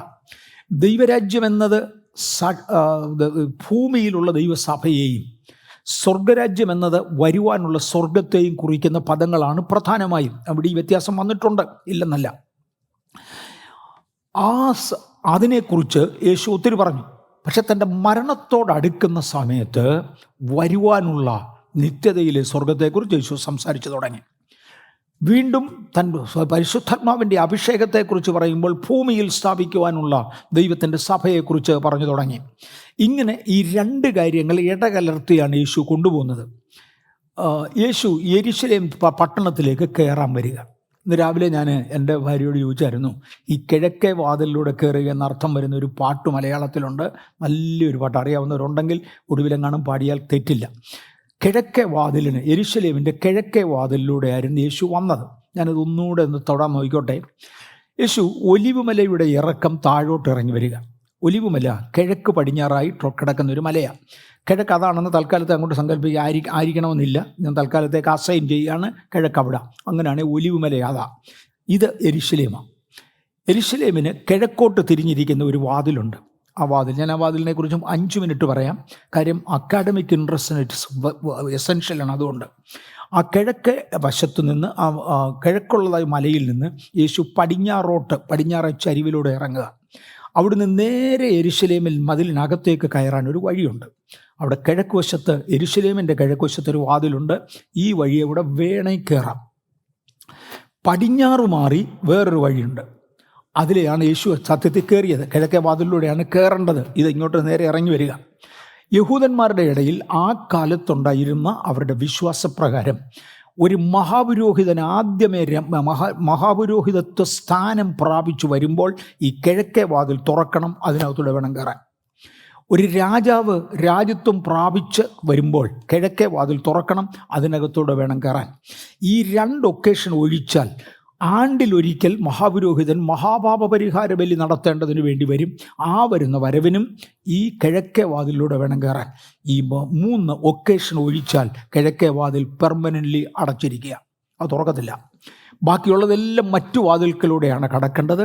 കിഴക്കേ വാതിൽ തുറക്കുന്ന ആകെ സാഹചര്യം ഒന്ന്, പുതുതായി ഒരുത്തൻ രാജ്യത്വം പ്രാപിച്ചു വരിക, ഇല്ലെങ്കിൽ ആ മഹാപാപപരിഹാര ബലിക്ക് വേണ്ടി മഹാപുരോഹിതൻ വരികയാണ്, ഇല്ലെങ്കിൽ ഒരു മഹാപുരോഹിതൻ ആദ്യം പൗരോഹിത്യം ഏറ്റെടുത്ത് വരികയാ. ഈ കണ്ടീഷനിലെ തുറക്കത്തുള്ളൂ. യേശു കഴുതക്കുട്ടിയുടെ പുറത്ത് പടിഞ്ഞാറോട്ട് നടന്നു വരികയാണ്. യെരുശലേമിൻ്റെ കിഴക്കേ വാതിലിൻ്റെ നേരെയാണ് വരുന്നത്. യഹൂദന്മാർ ഇത് അടച്ചു, കേട്ടില്ല. ഇവൻ രാജാവാണ്, ദാവീദ് പുത്രൻ ഹോശാന എന്ന ആളുകൾ വിളിച്ചു.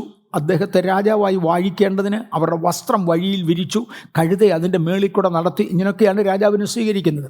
ഇതെല്ലാം കഴിഞ്ഞ് ഇവിടെ വന്നപ്പോൾ യഹൂദന്മാർ ഈ വാതിലടച്ചു, പ്രമാണികൾ ഈ വാതിലടച്ചു. അടച്ചിട്ട് അവർ പറഞ്ഞു, പിള്ളേർ മിണ്ടായിരിക്കാൻ പറയാൻ പറഞ്ഞു. പിള്ളേർ മിണ്ടായിരിക്കാൻ പറ, നിന്നെ ഇതിനകത്തോടെ കയറ്റുന്നതല്ല. ഇതാണ് ഈ കിഴക്കേ വാതിലിൻ്റെ പ്രത്യേകത. ഓക്കെ, യേശു ആ കിഴക്കേ വാതിലിൻ്റെ നേരെ വന്നു. അവർ തുറന്നില്ല. അതുകൊണ്ട് യേശു പടിഞ്ഞാറേ വാതിലിലൂടെ പട്ടണത്തിൻ്റെ അകത്ത് കയറി. ഞാൻ പറഞ്ഞാൽ 1-2 മിനിറ്റുകൾ എന്നോട് നീക്കി വന്ന്. സുനിൽ ഉൾപ്പെടെ ആരെങ്കിലും ആ രാജാവിൻ്റെ പേര് ഓർക്കുന്നെങ്കിൽ ഒന്ന് പറഞ്ഞാൽ കൊള്ളാം. ഞാൻ ഒരിക്കൽ ബാംഗ്ലൂരിൽ പ്രസംഗിച്ചതാണ്, നമ്മൾ ചെക്ക് ചെയ്യുകയും ചെയ്ത. ആരാണെന്ന് ഞാൻ കറക്റ്റ് ഇപ്പോൾ പേര് ഓർക്കുന്നില്ല. ഒരു മുസ്ലിം രാജാവ്, സുലൈമാൻ എന്ന രാജാവ് ഇസ്രയേൽ ഭരിക്കുന്ന കാലം. അദ്ദേഹം ബൈബിളൊക്കെ ഇടയ്ക്ക് വായിച്ചു. പുള്ളിക്ക് മനസ്സിലായി യേശു ഇതിലൂടെ തന്നെയാണ് കയറാൻ പോകുന്നത്. യേശു രാജാവായി വരുമ്പോൾ ഇതിലെ തന്നെയാണ് കയറുന്നത്. പക്ഷേ യഹൂദന് വേറെ 1-2 പ്രമാണമുണ്ട്. അവൻ ശവക്കോട്ടയ്ക്കകത്തോട് നടക്കത്തില്ല. പ്രത്യേകിച്ചൊരു നല്ല കാര്യത്തിന് പോകുമ്പോൾ ഒരിക്കലും ശവക്കോട്ടയിൽ കയറുകയില്ല. അങ്ങനെയാണെങ്കിൽ യെരുശലേമിൻ്റെ കിഴക്കേ വാതിലിൻ്റെ നേരെ ഒരു ശവക്കോട്ട അങ്ങ് പണിയാമെന്ന് സുലൈമാൻ എന്ന് പറയുന്ന ചക്രവർത്തി തീരുമാനിച്ചു. അദ്ദേഹം 2 കാര്യം ചെയ്തു. ഒന്ന്, കിഴക്കേ വാതിൽ പെർമനൻ്റ്ലി ഇഷ്ടിക കൊണ്ട് അടച്ചു.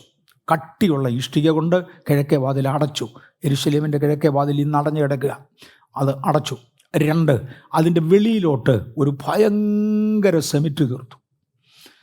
യുദ്ധത്തിൽ മരിച്ചവരെ വരക്കൊണ്ടടക്കിയ വാർ സെമിറ്ററി ആയിട്ട് അതങ്ങ് മാറ്റി. ഇനി യേശു വരികയാണെങ്കിൽ ഒരിക്കലും അതിനകത്തൂടെ കയറി വരല്. കാര്യം ദി ഹോൾ പ്രോഫസി എടുത്തു കളയുക എന്നുള്ളതാണ്.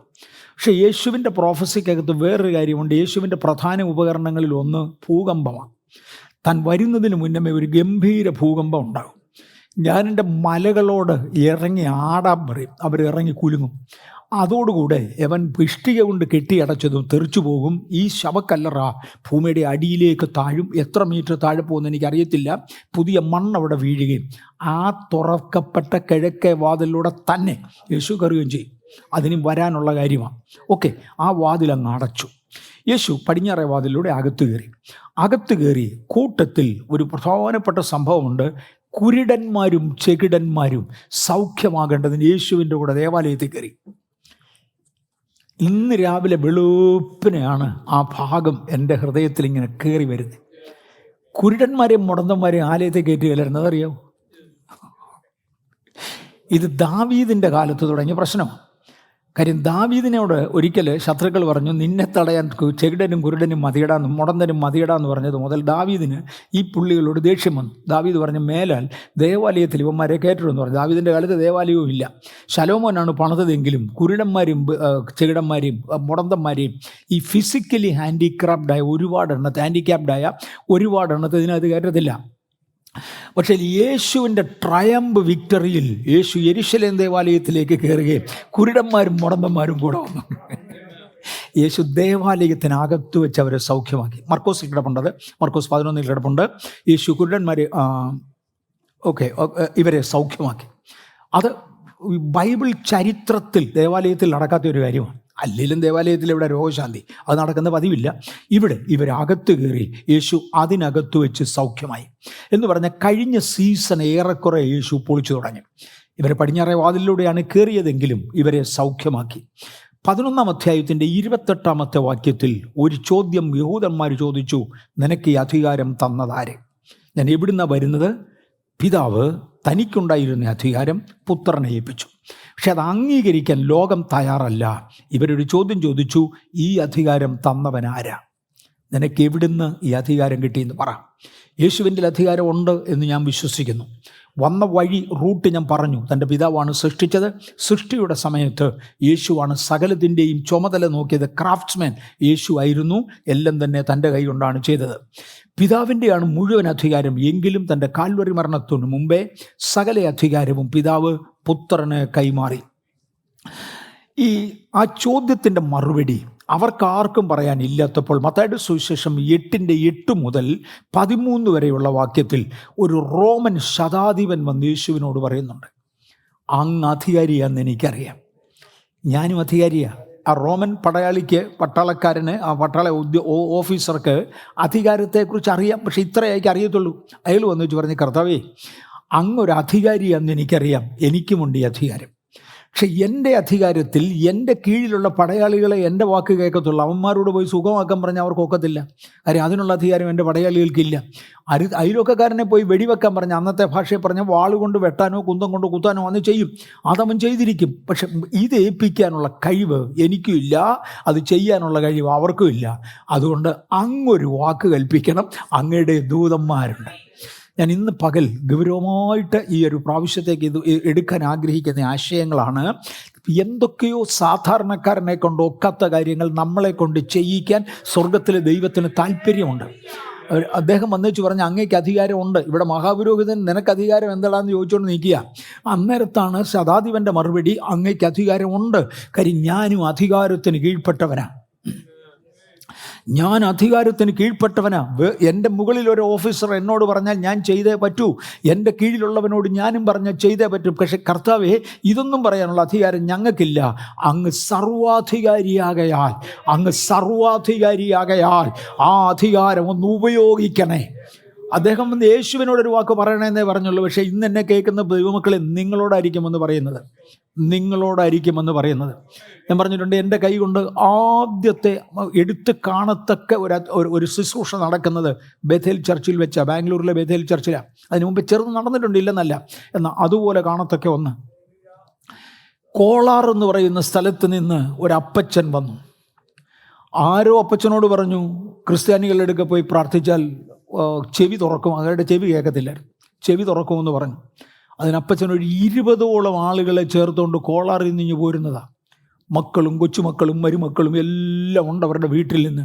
10-20 പേര് ഒരുമിച്ചാണ് വന്നത്. ഞങ്ങളുടെ ഒരു സഭായോഗം അങ്ങോട്ട് കഴിയുകയും ഇവരെ എല്ലാം കൂടെ അകത്ത് കയറിയേച്ച് പറഞ്ഞ് ചെവി ഒന്ന് തുറന്നു കൊടുത്തേക്കാൻ. പച്ചയ്ക്ക് എൻ്റെ അടുക്കലാണെന്ന് പറയുന്നത്. ഞാൻ എന്നോ ചെയ്യും, എനിക്ക് ഒരു നിവൃത്തിയില്ല. അപ്പച്ചൻ വളരെ സിൻസിയറായിട്ടാണ്, പ്ലീസ് ചെയ്ത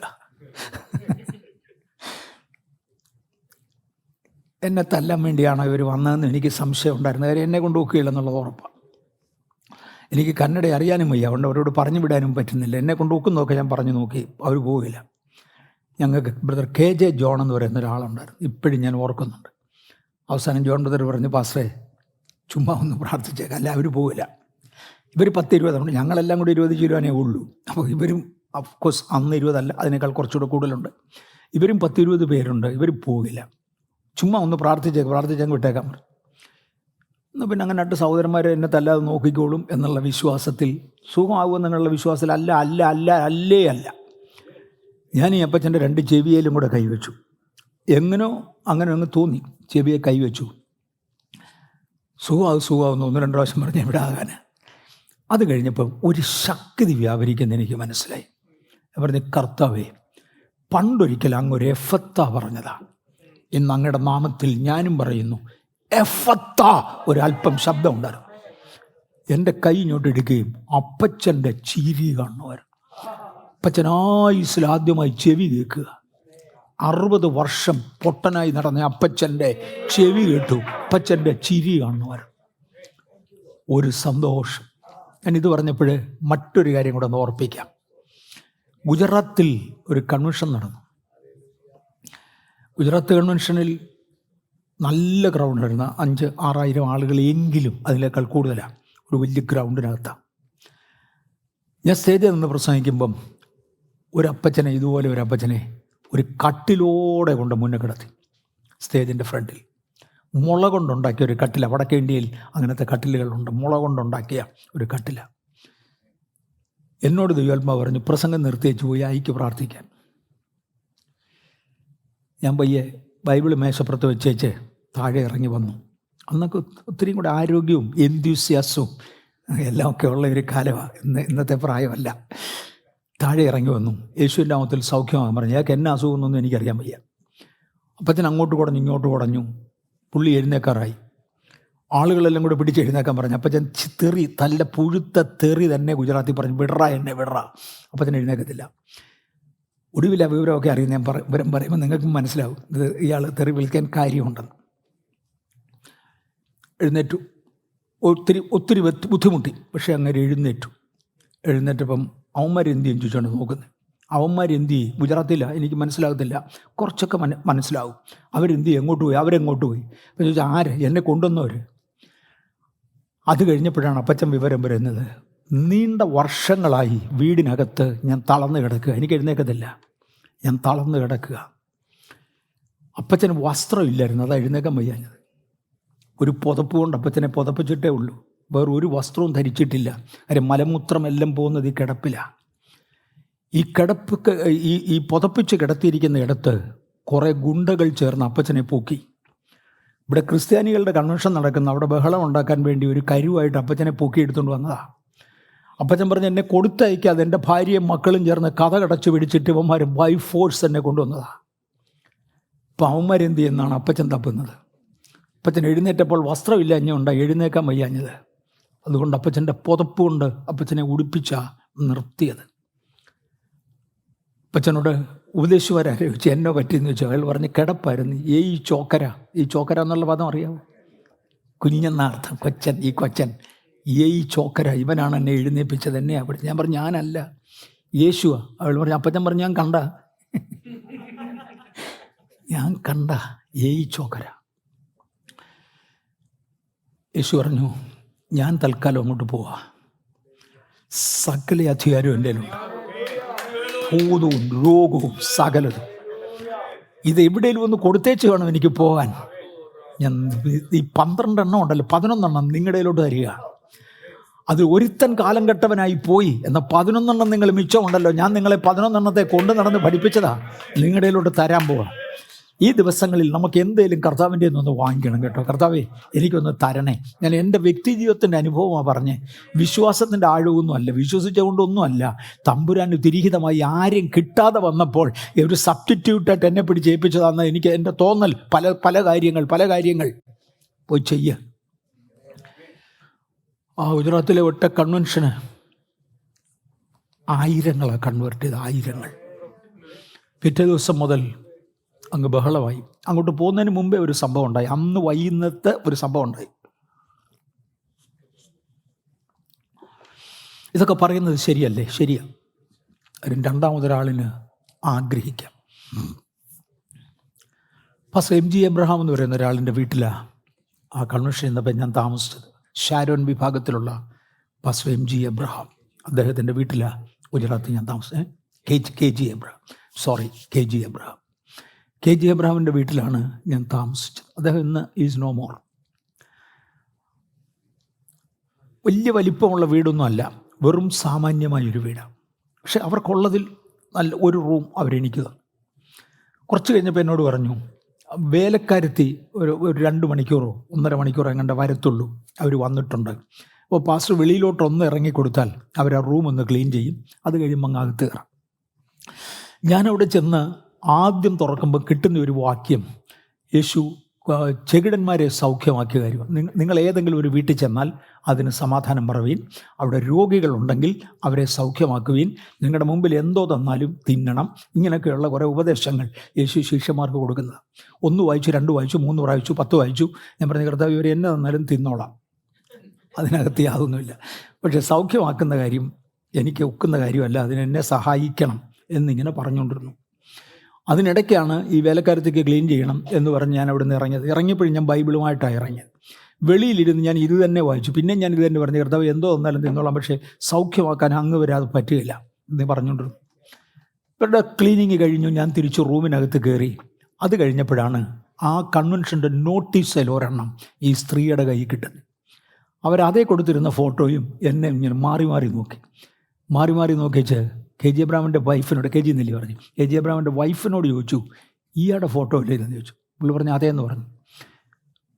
അവർ ഓടി അങ്ങോട്ട് പോയി അവരുടെ 2 മക്കളെയും വിളിച്ചുകൊണ്ടുവന്ന്, 2 ചെകിടരും ഉമരുമാണ്, 2 എണ്ണത്തെയും വിളിച്ചുകൊണ്ടുവന്ന് പറഞ്ഞു, എനിക്ക് കൺവെൻഷൻ വരാനൊന്നും നേരം കിട്ടുകയില്ല, ഒന്ന് സുഖമാക്കി തന്നേക്കാം. കൃത്യം പോലെ നിന്നെ കൈ കിട്ടിയതല്ലേ, റൂമും ക്ലീൻ ചെയ്തതല്ലയോ, എനിക്ക് എന്നെ ചെയ്യണമെന്നറിയാൻ വയ്യ. നോട്ടീസ് അടിച്ചത് സത്യമാണ്, ഞാനല്ല അടിച്ചതെങ്കിലും അവരാ നോട്ടീസ് അടിച്ചത്. ഞാൻ ഇതുപോലെ കൈവച്ച് പ്രാർത്ഥിച്ചു, അങ്ങ് ഒത്തു. 2ൻ്റെയും ചെവി കേട്ടു, സംസാരിച്ചില്ല. 2ൻ്റെയും ചെവി കേട്ടു. അത് കണ്ടേച്ചാണ് ഞാൻ പോകുന്നത്. അത് കണ്ടേച്ചാണ് ഈ അപ്പച്ചൻ എഴുന്നേറ്റ് ചോരുന്ന ഈ ചോക്കര ഇവനാ.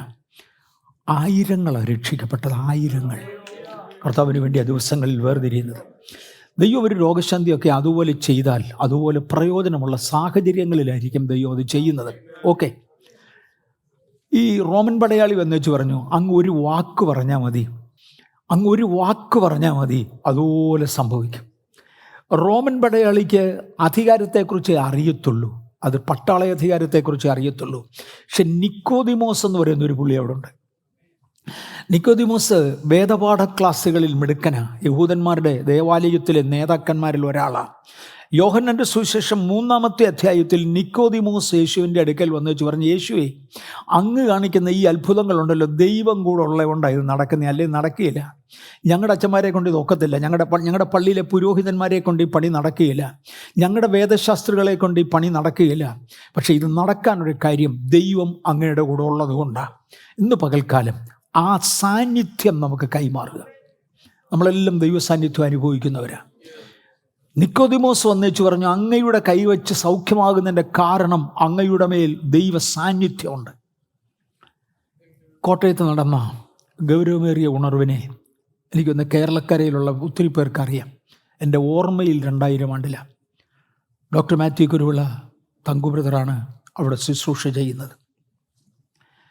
ഒരു കേഴ്സ് ബ്രേക്കിങ്ങിന് അന്നൊരുങ്ങി. ആ കേഴ്സ് ബ്രേക്കിങ്ങിൻ്റെ ദിവസം കേഴ്സ് അങ്ങോട്ട് ബ്രേക്ക് ചെയ്ത് കഴിഞ്ഞതിനെ തുടർന്ന് ഒരുപാട് രോഗികൾ സൗഖ്യമായി. മീറ്റിംഗ് തക്ക സമയത്തിന് നിർത്താൻ ഒക്കാതെ വന്നു. അതിന് തങ്കു തന്നെ എൻ്റെ അടുക്ക വന്നു വെച്ചു, നിർത്തരുത്, രാത്രി 11:30 വരെ അന്നത്തെ മീറ്റിംഗ് പോയി. 8:30 നിർത്തുമെന്ന് പറഞ്ഞ് തുടങ്ങിയതാണ്. അന്നത്തെ മീറ്റിംഗ് 11:30 വരെ പോയി. തങ്കു തന്നെ വന്ന് പറഞ്ഞ് നിർത്തരുത്, തുടങ്ങാൻ പറഞ്ഞു, തുടരാൻ പറഞ്ഞു. ആ കൂട്ടത്തിൽ പലരുടെയും കാലിന് നീളം വെച്ചു. നീളം കുറഞ്ഞ പലരുടെയും കാലിൽ നീണ്ടു വരുന്നത് ഞങ്ങൾ കണ്ടു. അതിനകത്ത് ഒരു സ്ത്രീയെ, ഒരല്പം വണ്ണമുള്ള ഒരു സ്ത്രീയെ അവരുടെയും കാലിന് നീളം വെച്ചു പോയി. അത് കവിഞ്ഞ് അന്നേരത്ത് എനിക്കൊന്നും മനസ്സിലായില്ല. ഒരു ശകലം കഴിഞ്ഞപ്പോൾ ഒരു ഭയങ്കര കപ്പടാമീശക്കാരൻ, ഞാൻ ഈ നിക്കോദിമോസ് എന്ന് പറയുന്ന വാചകം ആവർത്തിക്കാൻ വേണ്ടിയാണ് വരുന്നത്, ഒരു ഭയങ്കര കപ്പടാമീശക്കാരൻ വന്ന് സ്റ്റേജിൽ വന്ന് മൈക്ക് അങ്ങ് എടുത്തു ബൈ ഫോഴ്സ്. എടുത്തേച്ച് പറഞ്ഞു, എൻ്റെ റോസിക്ക് സുഖമായേ. റോസി എന്നതാന്ന് ഞങ്ങൾക്ക് അറിഞ്ഞൂടാ. എൻ്റെ റോസിക്ക് സുഖമായേ. നിങ്ങൾക്കാർക്കും അറിയത്തില്ല. റോസിയുടെ കാലേക്കൂടെ ഒരു ലോറി കയറി ഓടി. ലോറിയുടെ തുട അസ്ഥിയിൽ നിന്ന് കുറേ മുറിച്ച് കളഞ്ഞേച്ച് സർജറി ചെയ്തതാ. 2.5 ഇഞ്ച് നീളക്കുറവുണ്ടായിരുന്നു. അടുത്ത പദം, അദ്ദേഹത്തിൻ്റെ സ്റ്റാൻഡേർഡ് എത്രയേ ഉള്ളൂ. ഞാൻ ബാത്റൂമിൽ കൊണ്ടുപോയി റോസിയുടെ സാരി അഴിച്ചു നോക്കി. പെർഫെക്റ്റാ. റോസി പെർഫെക്റ്റായി. ഈശോ മശിഹായിക്ക് മഹത്വം പറഞ്ഞ് ചായൽ ഇറങ്ങിപ്പോയി. 2-3 ദിവസം കഴിഞ്ഞപ്പം തങ്കു ബ്രദർ എന്നെ വിളിച്ച് പറഞ്ഞ്, ഞങ്ങളെ ആ കപ്പടമീശക്കാരൻ, ഞാൻ പറഞ്ഞു ഓർമ്മയുണ്ട്, കാര്യം അവൻ എൻ്റെ മൈക്ക് തട്ടിപ്പറിച്ചതാണ്. എനിക്ക് ഓർമ്മയുണ്ട്. അവൻ കാതോലിക്ക ബാബായുടെ ബോഡി ഗാർഡായിരുന്നു. അതാണ് ആ ഭയങ്കര മീശയൊക്കെ ആയിട്ട് വന്നത്. അവൻ കാതോലിക്ക ബാബായുടെ ബോഡി ഗാർഡായിരുന്നു. അവൻ ചെന്ന് ബാബായോട് പറഞ്ഞു, തിരുമേനി, ഈശോ നമ്മുടെ കൂടെ അല്ല, അവന്മാരുടെ കൂടെ. എൻ്റെ റോസി എത്ര നാളായിട്ട് ഞാൻ ഇവിടെ കൊണ്ടുവരുന്ന എത്ര കുർബാന കണ്ടതാ. ഈശോ നമ്മുടെ കൂടെ അല്ല, അവന്മാരുടെ കൂടെ. അവൻ സ്നാനപ്പെടാൻ വന്നു. ഞാൻ പറഞ്ഞു, തങ്കു മീശ പഠിച്ചേച്ചാൽ സ്നാനപ്പെടുത്താവും എന്ന് പറഞ്ഞാൽ അതെല്ലാം ചെയ്തു. ഒരുത്തൻ നന്നായി മാനസാന്തരപ്പെട്ടാൽ പിന്നെ അതിന് കൂടുതൽ എക്സ്പ്ലനേഷൻ്റെ ഒന്നും ആവശ്യമില്ല. അവൻ മാനസാന്തരപ്പെട്ടു, മീശയും പഠിച്ചു വന്നു, അവനെ സ്നാനപ്പെടുത്തി. നിക്കോദിമോസ് വന്ന് ഇതാ പറഞ്ഞേ, ദൈവം അങ്ങയുടെ കൂടുണ്ട്. ഇന്ന് പകൽ ദൈവം കൂടുണ്ടെന്ന് വിശ്വസിക്കുന്നവരെ ആ ഇൻറ്റൻസിറ്റി ഒന്ന് വർദ്ധിച്ചാൽ മതി. വേറൊന്നും വേണ്ട, ആ ഇൻറ്റൻസിറ്റി ഒന്ന് വർദ്ധിച്ച് കിട്ടിയാൽ മതി. നമ്മളെ കൊണ്ട് നടക്കും. ദൈവം കൂടെ ഇല്ലെങ്കിൽ ഇത് ചെയ്യുവാൻ കഴിയുകയില്ലെന്ന് പറയും. മർക്കോസിൻ്റെ സുവിശേഷം 11-ാം അധ്യായത്തിൻ്റെ 20 മുതൽ 23 വരെയുള്ള വാക്യങ്ങളിൽ, രാവിലെ അവൻ കടന്നു പോകുമ്പോൾ അത്തിവൃക്ഷം വേരോടെ ഉണങ്ങിപ്പോയത് കണ്ടു. ഈ അത്ഭുതങ്ങളും അടയാളങ്ങളും നടക്കുന്നത് മനുഷ്യനിൽ മാത്രമല്ല, വഴിയറമ്പിൽ നിന്ന് അത്തിയിൽ. നമ്മളിതിൻ്റെ ഗൗരവം മനസ്സിലാക്കാൻ വേണ്ടിയാണ് ഞാൻ പറഞ്ഞത്. പട്ടാളക്കാരൻ വന്നേച്ച് പറഞ്ഞു, എൻ്റെ കീഴിൽ പടയാളികളുണ്ട്, ഒരുത്തിനോട് പോയി കുത്തടാന്ന് പറഞ്ഞാൽ കുത്തും, വെട്ടടാന്ന് പറഞ്ഞാൽ വെട്ടും. പക്ഷെ അതിനപ്പുറത്തൊന്നും ചെയ്യിക്കാൻ എന്നെ കൊണ്ടൊക്കത്തില്ല. അങ്ങേക്കൊണ്ട് കർത്താവ് രോഗികളെയും കൂടെ സൗഖ്യമാക്കാനൊക്കെ കാര്യം ദൈവം കൂടെ ഉള്ളത് കൊണ്ടാണ്. കർത്താവ് പറഞ്ഞ, അല്ലട മോനെ, അത്തിയെ ഉണക്കാനും പായിപ്പിക്കാനും പറ്റുമടാ. നീ എന്തോ ഈ പറയുന്നത്? എനിക്ക് അവിടം വരെ ചെയ്യാൻ കഴിയും. എൻ്റെ കഴിവ് അവിടെയാണ്. പച്ചവെള്ളത്തോട് കൽപ്പിച്ചാൽ അത് അനുസരിക്കുമടാ, അത് ചേഞ്ച് ആകും, അതിൻ്റെ കോമ്പസിഷൻ മാറും. ഞാൻ നോക്കിയാൽ കടൽ ശാന്തമാകും, കാറ്റ് ശാന്തമാകും, എനിക്ക് പലതും ചെയ്യാൻ കഴിയും. ഞാനിവിടെ നിൽക്കുന്നില്ല. കണ്ട്, അത്തിയെ ഉണക്കുവാൻ യേശുവിൻ്റെ വാക്കിന് കഴിഞ്ഞു. അത് ഉണങ്ങിപ്പാനൊന്നും പറഞ്ഞില്ല, ഒരു കാര്യം പറഞ്ഞു, മേലാ നിന്നിന്നാരും തിന്നാതെ പോട്ടെ. അത് ഒത്തു. ചിലതിനെ ശപിച്ച് ഉണക്കാൻ എൻ്റെ കർത്താവിനെ കൊണ്ട് കഴിയും. ചിലതിനെയൊക്കെ ശപിച്ച് കഴിഞ്ഞാൽ നന്നാകുകയില്ല കേട്ടോ. ഞാൻ വല്ലപ്പോഴും ഒരിക്കൽ ഒരു ഉദാഹരണത്തിന് വേണ്ടി ബാംഗ്ലൂരിൽ എൻ്റെ വീട്ടിൽ, പൊതുവിലെങ്ങും പറയാറില്ല, ഒരു കുടുംബത്തെക്കുറിച്ച് പറയാറുണ്ട്. അവിടുത്തെ കുഞ്ഞുങ്ങൾ എല്ലാം മാസ്റ്റേഴ്സ് ബിരുദമുള്ളതാണ്. എല്ലാം മാസ്റ്റേഴ്സ് ബിരുദമുള്ള എൻജിനീയേഴ്സും ഒക്കെയാണ്. Masters in engineering. ആവശ്യത്തിന് സാമ്പത്തികവും ഉണ്ട്. കണ്ടാലും പൊതുവെ നല്ല പിള്ളേരാണ്. പക്ഷെ കല്യാണം നടക്കില്ല. ബാംഗ്ലൂരിൽ എൻ്റെ അടുക്കൽ വന്നൊരു 10 പ്രാവശ്യം കേഴ്സ് ബ്രേക്ക് ചെയ്യാൻ പറഞ്ഞു. ഞാൻ കേഴ്സ് ബ്രേക്ക് ചെയ്തു, ബ്രേക്കൊക്കെ ചെയ്തു, പക്ഷേ കല്യാണം നടന്നിട്ടില്ല. ഒരു ദിവസം അദ്ദേഹം എന്നോട് പറഞ്ഞു, ഒരു ഉപദേശകർ കൂടെ കൂടിയതാണ്. അദ്ദേഹം ഒരു വിവാഹാലോചന കൊണ്ടുവന്നു. പിള്ളേർക്ക് ഇഷ്ടപ്പെട്ടില്ല. അതുകൊണ്ട് ഉപദേശിച്ച് ഏതാണ്ടെല്ലാം കാര്യമായിട്ട് അങ്ങ് പറഞ്ഞു. കുറേ ചീത്തയൊക്കെ പറഞ്ഞു. എന്ന് പറഞ്ഞാൽ ഇവരുടെ നിലവാരത്തിന് താഴെ ഒരു വിവാഹാലോചനയാണ് അദ്ദേഹം കൊണ്ടുവന്നത്. അതിപ്പോൾ ഞാനാണെങ്കിലും അംഗീകരിക്കുകയില്ല, ആരാണെങ്കിലും അംഗീകരിക്കുകയില്ല, പക്ഷെ ചീത്ത പറയുകയില്ല. ഒരു ഉപദേശിയെ അങ്ങനെ താണ ഒരിടത്തുനിന്ന് ഒരു വിവാഹാലോചന കൊണ്ടുവന്നതിന് അല്പം ചീത്ത പറഞ്ഞു. അന്ന് നിൻ്റെ വിവാഹം നടക്കുമ്പോൾ എന്നെ കൂടെ ഒന്ന് അറിയിച്ചേക്കാൻ പറഞ്ഞ് അങ്ങനെ വിട്ടതാണ്. കുറഞ്ഞാലും 7-8 വർഷമായിട്ട് എൻ്റെ കൂടെ ഉണ്ട്. അതിന് വരാറുണ്ട്, പ്രാർത്ഥിക്കാറുണ്ട്, പോകാറുണ്ട്. ഞാൻ 2 ദിവസത്തേക്ക് മുമ്പേ വിളിച്ചിരുന്നു. കല്യാണം നടക്കില്ല. അത്തി തന്നെയൊന്നും അല്ല, പലതിനും. ഞാൻ പറഞ്ഞല്ലോ, എൻജിനീയറിംഗ് മാസ്റ്റേഴ്സ് ബിരുദം ഉള്ളതാണ്. ഒന്നും പറഞ്ഞിട്ട് കാര്യമില്ല. സാമ്പത്തികത്തിൽ നല്ല കഴിവുള്ളവരാണ്, സ്വഭാവത്തിൽ ഉന്നതന്മാരാ, ഒരുപാട് ഗുണങ്ങളുണ്ട്. പക്ഷെ ഒരു ശാപം പുറകെ കിടപ്പുണ്ട്. കർത്താവേ, അങ്ങേക്ക് അനുഗ്രഹിക്കാനും കഴിയും, അങ്ങേക്ക് ശാപിക്കാനും കഴിയും. രണ്ടുമുണ്ട്. ഈ അതോറിറ്റിയുടെ കൈമാറ്റത്തെക്കുറിച്ച് ഇനിയും ചിലതെല്ലാം പറയാൻ പോവാം. ഞാൻ അധികാരം എന്ന ആശയത്തെക്കുറിച്ച് നന്നായിട്ട് പറഞ്ഞു. ഞാൻ സാധാരണ ചെയ്യാറുള്ളത് പഴയ നിയമത്തിൻ്റെ ആരംഭത്തെങ്കിൽ നിന്നൊരു എക്സാമ്പിൾ കിട്ടുമെങ്കിൽ എടുക്കും. പുതിയ നിയമത്തിൽ അത് നടന്ന രണ്ടാമതൊരു രംഗം എടുക്കും. നമ്മുടെ തലമുറയിൽ എൻ്റെയും നിങ്ങളുടെയും കൺമുൻപിൽ നടന്ന മൂന്നാമതൊരു ചരിത്രം എടുക്കും. കാര്യം ദൈവം ഇന്നലെയും ഇന്നും എന്നും യഥാവാനാണ് എന്നൊന്ന് തെളിയിക്കാൻ വേണ്ടിയാണ്. എന്നിട്ടാണ് പറയാറുള്ളത്, നമ്മളെ കൊണ്ട് ഇത് നടക്കും, നമ്മുടെ കൈ കൊണ്ട് ഇത് നടക്കും.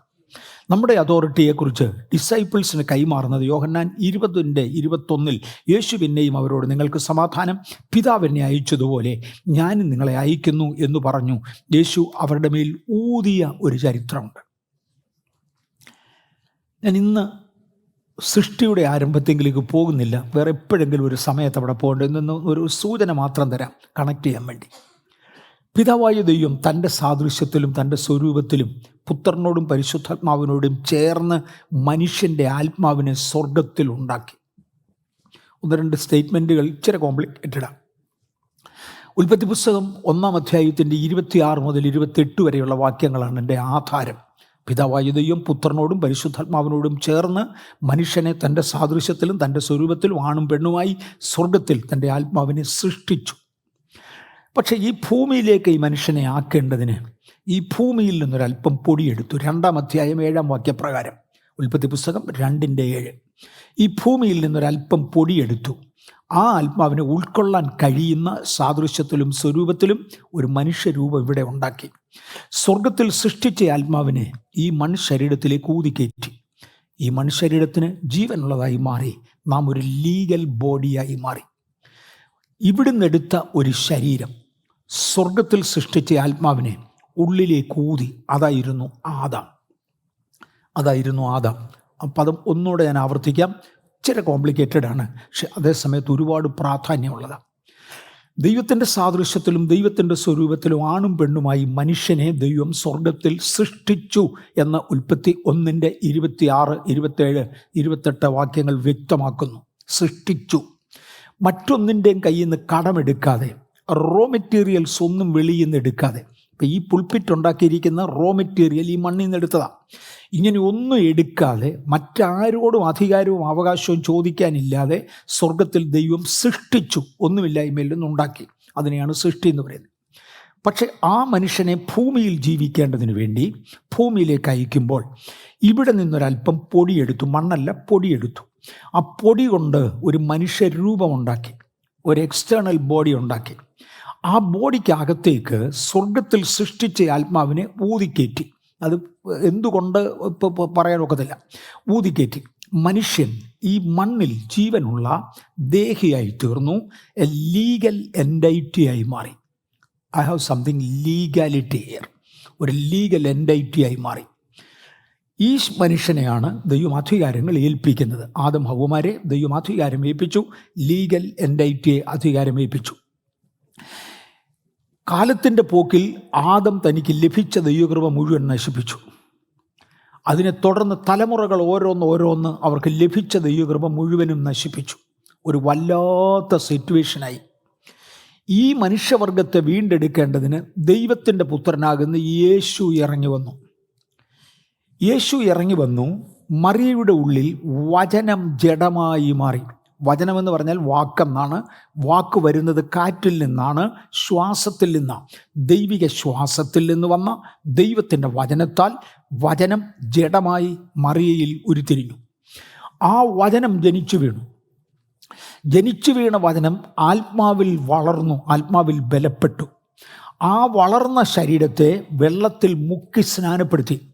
സ്നാനം കഴിഞ്ഞ് കയറി വരുമ്പോൾ ആത്മാവ് വീണ്ടും പ്രാവുന്നതുപോലെ തൻ്റെ മേൽ ഇറങ്ങി തന്നെ അഭിഷേകം ചെയ്തു. ആ അഭിഷിക്തനായ യേശു തൻ്റെ അഭിഷേകം കൊണ്ടു നടന്നു. ഒടുവിൽ ശിഷ്യന്മാരെ വിളിച്ച് അവരെ കാലുകൾ കഴുകി അവരെ ശുദ്ധീകരിച്ചാണ് താൻ കാൽവറിയിൽ മരിച്ച് യേശു അടക്കപ്പെട്ടു. ഉയർത്തെഴുന്നേറ്റ അന്ന് വൈകുന്നേരം, ഞായറാഴ്ച രാവിലെയാണ് ഉയർത്തെഴുന്നേൽക്കുന്നത്, അന്ന് വൈകുന്നേരം യഹൂദന്മാരെ ഭയന്ന് നിന്ന് ശിഷ്യന്മാരുടെ അടുക്കൽ ചെന്ന് അവരുടെ മേൽ ഊതി. നിങ്ങൾക്ക് നഷ്ടപ്പെട്ടത് ആദമിൻ്റെ മേൽ ഊതിയ ആത്മാവാ.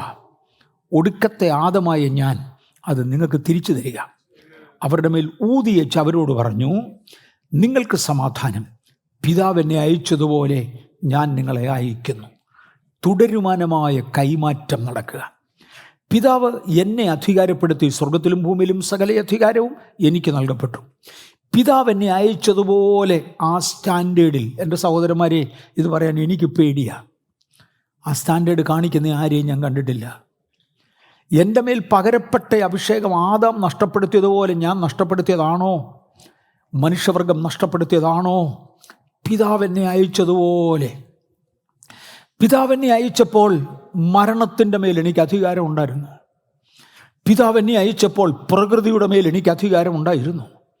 പിതാവ് എന്നെ അയച്ചപ്പോൾ ഞാൻ കൽപ്പിക്കുന്ന മരം ഉണങ്ങുമായിരുന്നു. പിതാവ് എന്നെ അയക്കുമ്പോൾ ഞാൻ കൽപ്പിച്ച പാത്രത്തിൽ വെള്ളം നിറച്ച വെള്ളം വീഞ്ഞായി മാറുമായിരുന്നു. പിതാവ് എന്നെ അയച്ചതുപോലെ എനിക്ക് സകലതും കഴിയുമായിരുന്നു. അതേ അതോറിറ്റിയിൽ ഞാൻ നിങ്ങളെ അയക്കുക. അതിൻ്റെ ഗൗരവം കുറയ്ക്കല്ലേ. അതേ അതോറിറ്റിയിൽ ഞാൻ നിങ്ങളെ അയക്കുക. കർത്താവേ, ഞങ്ങൾക്ക് ഒക്കുന്നില്ല, ഞങ്ങളെ കൊണ്ട് എവിടെയോ കഴിയുന്നില്ല, ഞങ്ങളുടെ കയ്യിൽ എന്തൊക്കെയോ ബലഹീനതകളുണ്ട്. നമുക്ക് ദിവസങ്ങളിലെ ബലഹീനതകളൊന്ന് ഒഴിവാക്കി ദൈവത്തോടൊന്ന് അടുത്തു വരാൻ ശ്രമിക്കാം.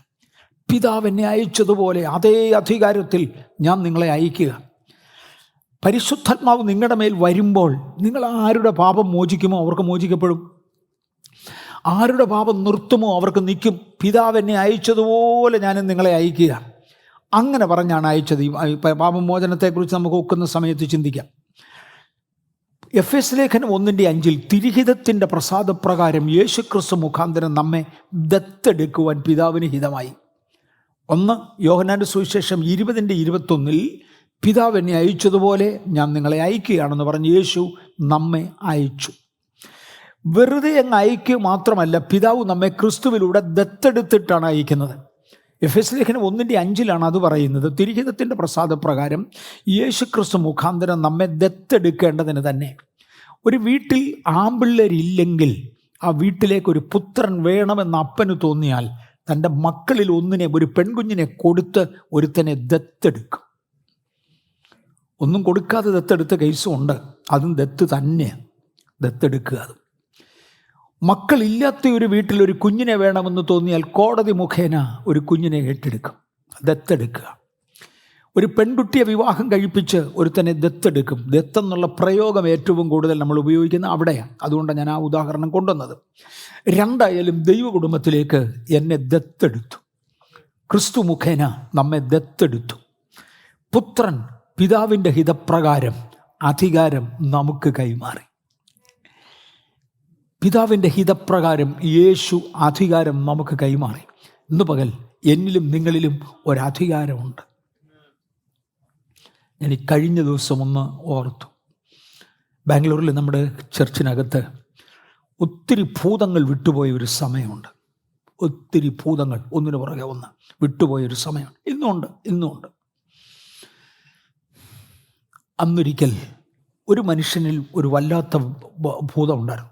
അതങ്ങ് ഇളകി, പിടിച്ചാൽ ഒതുങ്ങുകയില്ല, പറഞ്ഞാൽ കേൾക്കുകയില്ല, ഒന്നിനുമില്ല. ഭയങ്കര ബലം, എക്സസൈസ്. ഇപ്പോഴും ആൾ ചർച്ചിലുണ്ട്.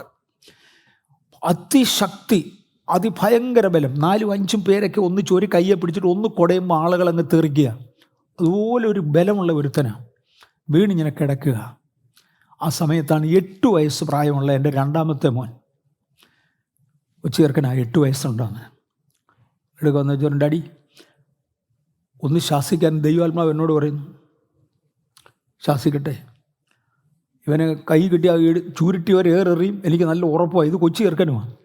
അപ്പം ഞാൻ അവനോട് നീ ഇങ്ങോട്ട് മാറുന്നില്ലെന്ന്. അവന് വന്നടിച്ചാലും എത്താത്ത അകലത്തിലോട്ട് മാറ്റി നിർത്തിച്ച് പറഞ്ഞു, ഇവിടെ ഒന്നുകൊണ്ട് എന്നെ വേണേൽ പറഞ്ഞോളാൻ പറഞ്ഞു. അടുത്ത് ചെല്ലാൻ പാടില്ല, സത്യമായിട്ട് നടന്നത്. ഇവിടെ ഒന്നുകൊണ്ട് പറഞ്ഞോളാൻ പറഞ്ഞു. അവനോടൊന്ന് യേശുവിൻ്റെ നാമത്തിൽ കൈ കെട്ടറാന്ന് പറഞ്ഞു. നിങ്ങൾ പറഞ്ഞാൽ കെട്ടാതിരിക്കാൻ ഒക്കുകയില്ല. അവൻ കൈ കെട്ടി. തുടർന്നാണ് ഞങ്ങൾ മിടുക്കരായത് സംസാരം തുടങ്ങുന്നത്. സ്വർഗത്തിലും ഭൂമിയിലും സകല അധികാരവും എനിക്ക് നൽകപ്പെട്ടു. പിതാവ് എനിക്ക് തന്നതുപോലെ, ആ പദം, പിതാവ് എനിക്ക് തന്നതുപോലെ ഞാൻ നിങ്ങൾക്ക് കൈമാറുക. ഞാൻ നിങ്ങൾക്ക് കൈമാറുക. 8 വയസ്സിൽ ആ ചെറുക്കന് വിശ്വസിക്കത്തക്ക പ്രായമായിട്ടില്ല. അതിൻ്റെ ഗൗരവം മനസ്സിലാകത്തക്ക പ്രായമായിട്ടില്ല. ഇത് മനസ്സിലാക്കിയതും വിശ്വാസം ഏറ്റെടുത്തതുമല്ല, കേട്ടത് അന്ധമായി അങ്ങ് അംഗീകരിച്ചതാണ്. ഒരിക്കൽ ഞാനും ഈ ചെറുക്കനും എൻ്റെ ഇളയ മോനും എൻ്റെ കൂടെ ഒരു പാസ്റ്റർ ചെറിയാനുണ്ട്. ഞങ്ങൾ 3 പേരും കൂടെ കേരളത്തിൽ ഒരു ഭൂതം ബാധിച്ച കേസിന് പ്രാർത്ഥിക്കാൻ പോയി. അതിനുവേണ്ടി പോയതല്ല, പോകുന്ന കൂട്ടത്തിൽ അതും കൂടെ സാധിച്ചു പോരും. അങ്ങനെ മാത്രം ഒരിടത്ത് ചെന്നു. അയിരൂരടുക്കൽ ഒരു വീട്ടിലാണ്. ഞങ്ങളെ വീട്ടിൽ ചെന്നപ്പോൾ അവിടെയുള്ള ഒരു വ്യക്തിക്ക്, അതും ഭൂതബാധിതനെന്ന് അറിയാം, അതിനുവേണ്ടി പ്രാർത്ഥിക്കാൻ ചെന്നതാണ്. അദ്ദേഹത്തിൻ്റെ അമ്മയുണ്ട്, അപ്പനുണ്ട്. പതിവില്ലാതെ അദ്ദേഹത്തിൻ്റെ ഒരു ഉപ്പാപ്പനെ വിളിച്ച് അവിടെ ആക്കിയിട്ടുണ്ട്. ഒരു ഉപ്പാപ്പൻ പ്രാർത്ഥിക്കാമെന്ന് പറഞ്ഞു. അങ്ങനെ പ്രാർത്ഥിക്കാനിരുന്ന് കഴിഞ്ഞപ്പോൾ ഈ ചെറുക്കൻ പതുക്കെ ഭൂതലക്ഷണങ്ങൾ കണ്ടു തുടങ്ങി. അവൻ അനങ്ങി തുടങ്ങി. ഇവൻ അനങ്ങുകയും അമ്മ അപ്പുറത്ത് മറിഞ്ഞു വീണ് കഴിഞ്ഞു. അമ്മയ്ക്ക് അതിനേക്കാൾ കൂടിയ ഭൂതമായിരുന്നു. അവരവിടെ മറിഞ്ഞു വീണ് കഴിഞ്ഞു. അപ്പൻ ഇറങ്ങി ഒരു ഓട്ടോ ഓടുന്ന കണ്ട് എങ്ങോട്ടാന്ന് ഞങ്ങൾ കണ്ടില്ല. പിന്നെ ഒടുവിൽ അറിഞ്ഞ അയാൾ ഒരു മുറിക്കകത്ത് കയറി കഥ അടച്ചതാണ്. സാധാരണ ഈ ചെറുക്കനെ ഇളകിയാൽ ആദ്യം തല്ലുന്നത് അപ്പനെയാണ്. അത് വരാതിരിക്കാനാണ് അയാൾ ഓടിയത്. അമ്മയ്ക്ക് ഭൂതമുള്ളതാ. അമ്മ ആദ്യം താഴെ വീഴുമെന്ന് അവർക്കറിയാം. ഈ ഒരു ഉപ്പാപ്പനുണ്ട്, അയക്ക് മാത്രം ഭൂതമുള്ളതല്ല. അയാൾ സുബോധത്തോടെ ഇരിക്കാൻ വേണ്ടിയാണ് ഇയാളെ എങ്ങാണ്ടൊന്ന് കൊണ്ടുവന്നത്. പറഞ്ഞിച്ച് ഈ ഭൂതബാധിതനായ മനുഷ്യൻ ഒന്നിച്ചാടുന്നത് കണ്ടു നേരെ അവൻ കിടക്കുന്ന കട്ടിലേക്ക് കയറി നിന്നു. ഉപ്പാപ്പൻ അടുത്ത് വന്ന് ചോദിച്ചു, ആരോട് ചോദിച്ചാൽ എൻ്റെ വീട്ടിൽ വന്നെന്ന് ചോദിച്ചു. ആ കട്ടിൽ നിന്നും കൊണ്ട് ഒരു കാലും മുടക്കി ഒറ്റ അടിക്കുന്നതുകൊണ്ട് ഉപ്പാപ്പൻ്റെ ചെള്ളയ്ക്ക്. അയാൾ അതും കൊണ്ട് തൃപ്തനായി, അതും കൊണ്ട് വെളിയിൽ പോയി. ഇവനോട് ഇപ്പോൾ എന്നാ ചെയ്യുന്നേ? ആ സമയത്ത് ഈ ചെറുക്കനാണ് പറഞ്ഞത്, ഇറങ്ങടാ താഴെ. ഇറങ്ങി. നിങ്ങൾ പറഞ്ഞാൽ കേട്ടേ പറ്റൂ, കൈ കെട്ടറ. കൈ കെട്ടി. എല്ലാം പറയുന്നത് കേട്ടു. പിതാവ് എന്നെ അയച്ചതുപോലെ ഞാൻ നിങ്ങളെ അയക്കുക. ഇന്ന് പകൽ തന്ന് ഏറ്റെടുക്കാൻ എത്ര പേർക്ക് കഴിയും? പിതാവ് എന്നെ അയച്ചതുപോലെ ഞാൻ നിങ്ങളെ അയക്കുക. ഞാൻ പിതാവിന് വിലയൊന്നും കൊടുത്തതല്ല, നിങ്ങളുടെ നിന്ന് ഒരു വിലയും ചോദിക്കുന്നില്ല. പക്ഷെ നിങ്ങളിത് മെയിൻറ്റെയിൻ ചെയ്യണമെങ്കിൽ നിങ്ങൾക്കൊരു ക്യാരക്ടർ വേണം. ഇതൊന്ന് മെയിൻറ്റെയിൻ ചെയ്യാൻ. അതിനകത്തെ ഒന്നാമത്തെ ക്വാളിറ്റി നിങ്ങളുടെ വിശ്വാസമാണ്. പിതാവ് എന്നെ അയച്ചതുപോലെ ഞാൻ നിങ്ങൾക്ക് തരികയാണ്. ഒരു തുടരുമാനമായ അധികാരം നിലനിർത്താൻ. എപ്പോൾ വരെയാണെന്നറിയാമോ? യേശു മടങ്ങി വരുന്നത് വരെ. യേശു മടങ്ങി വരുമ്പോൾ ഒരുമിച്ച് കണക്ക് തീർക്കാൻ വേണ്ടി നമ്മളെ വിളിക്കുമ്പോൾ എന്തോ കിട്ടി കൊണ്ടുവന്നതെന്ന് ചോദിക്കുമ്പോൾ, അതേ കർത്താവ് 10 താലന്തോടെ കൊണ്ടുവന്ന വിശ്വാസം സൂക്ഷിച്ചു എന്നല്ല, ഞാൻ തൻ്റെ 10 താലന്ത് നേടി എന്ന് പറയുവാൻ തക്കവണ്ണം ഏതാണ്ടൊന്ന് ചെയ്യുവാൻ അന്ന് വരെ ഇതുകൊണ്ട് ഞാൻ വരുവോളം വ്യാപാരം ചെയ്യുവീൻ. ഇന്ന് പകൽക്കാലം മടങ്ങി വരവിന് വരെ വ്യാപാരം ചെയ്യാൻ തന്നതാ. യോഹന്നാൻ 17:18 നീ എന്നെ ലോകത്തിലേക്ക് അയച്ചതുപോലെ ഞാൻ അവരെയും ലോകത്തിലേക്ക് അയച്ചിരിക്കുന്നു. യോഹന്നാൻ 17 യേശുവിൻ്റെ മഹാപുരോഹിത പ്രാർത്ഥനയാണ്. പിതാവേ, അങ്ങ് എന്നെ അയച്ചതുപോലെ. ഓർമ്മയുണ്ടല്ലോ എന്നെ അയക്കുന്നത്. ഞാൻ ആരെ അയക്കേണ്ടു? ആർ നമുക്ക് വേണ്ടി പോകുമെന്ന് ചോദിച്ചപ്പോൾ, അടിയനെ അയക്കണമേ, അടിയൻ പോകാമെന്ന് പറഞ്ഞ് തിരുമുമ്പിൽ ഏൽപ്പിക്കപ്പെട്ടപ്പോൾ, അന്ന് സ്വർഗത്തിൽ വെച്ച് എന്നെ അയച്ചത് ഓർമ്മയുണ്ടോ? അതുപോലെ ഞാൻ ഇവരെ അയച്ചു. 20:21 യേശു പിന്നെയും അവരോട്, നിങ്ങൾക്ക് സമാധാനം, പിതാവ് എന്നെ അയച്ചതുപോലെ ഞാൻ നിങ്ങളെ അയക്കുന്നു എന്ന് പറഞ്ഞു. ഇങ്ങനെ പറഞ്ഞ ശേഷം അവൻ അവരുടെ മേൽ ഊതി അവരോട്, പരിശുദ്ധാത്മാവിനെ കൈക്കൊള്ളുകയും പുത്രൻ പിതാവിൻ്റെ അനുവാദത്തോടെ അധികാരവും അതിൻ്റെ പദവികളും ശിഷ്യന്മാർക്ക് കൈമാറി. ലൂക്കോസ് 12:32 പിതാവ് രാജ്യം തരുവാൻ പ്രസാദിച്ചു, നിങ്ങളുടെ പിതാവ് രാജ്യം നിങ്ങൾക്ക് നൽകുവാൻ പ്രസാദിച്ചിരിക്കുന്നു. എനിക്ക് തരുവാൻ പിതാവ് പ്രസാദിച്ചു, നിങ്ങൾക്ക് തരുവാനും അതേ പിതാവിന് പ്രസാദമായി. അധികാരം തൽക്കാലം എൻ്റെ കയ്യിൽ ഇരിക്കുക. കാര്യം ഞാനിത് കൊണ്ടുവരാൻ പിതാവിന് ഹിതമായി. ഇപ്പം എനിക്ക് പോകേണ്ട നേരമായി. നിങ്ങളിവിടെ തുടരാൻ പോകുക. ഈ അധികാരം ഇവിടെ ഇരിക്കേണ്ടതിന് നിങ്ങൾക്ക് കൈമാറുക.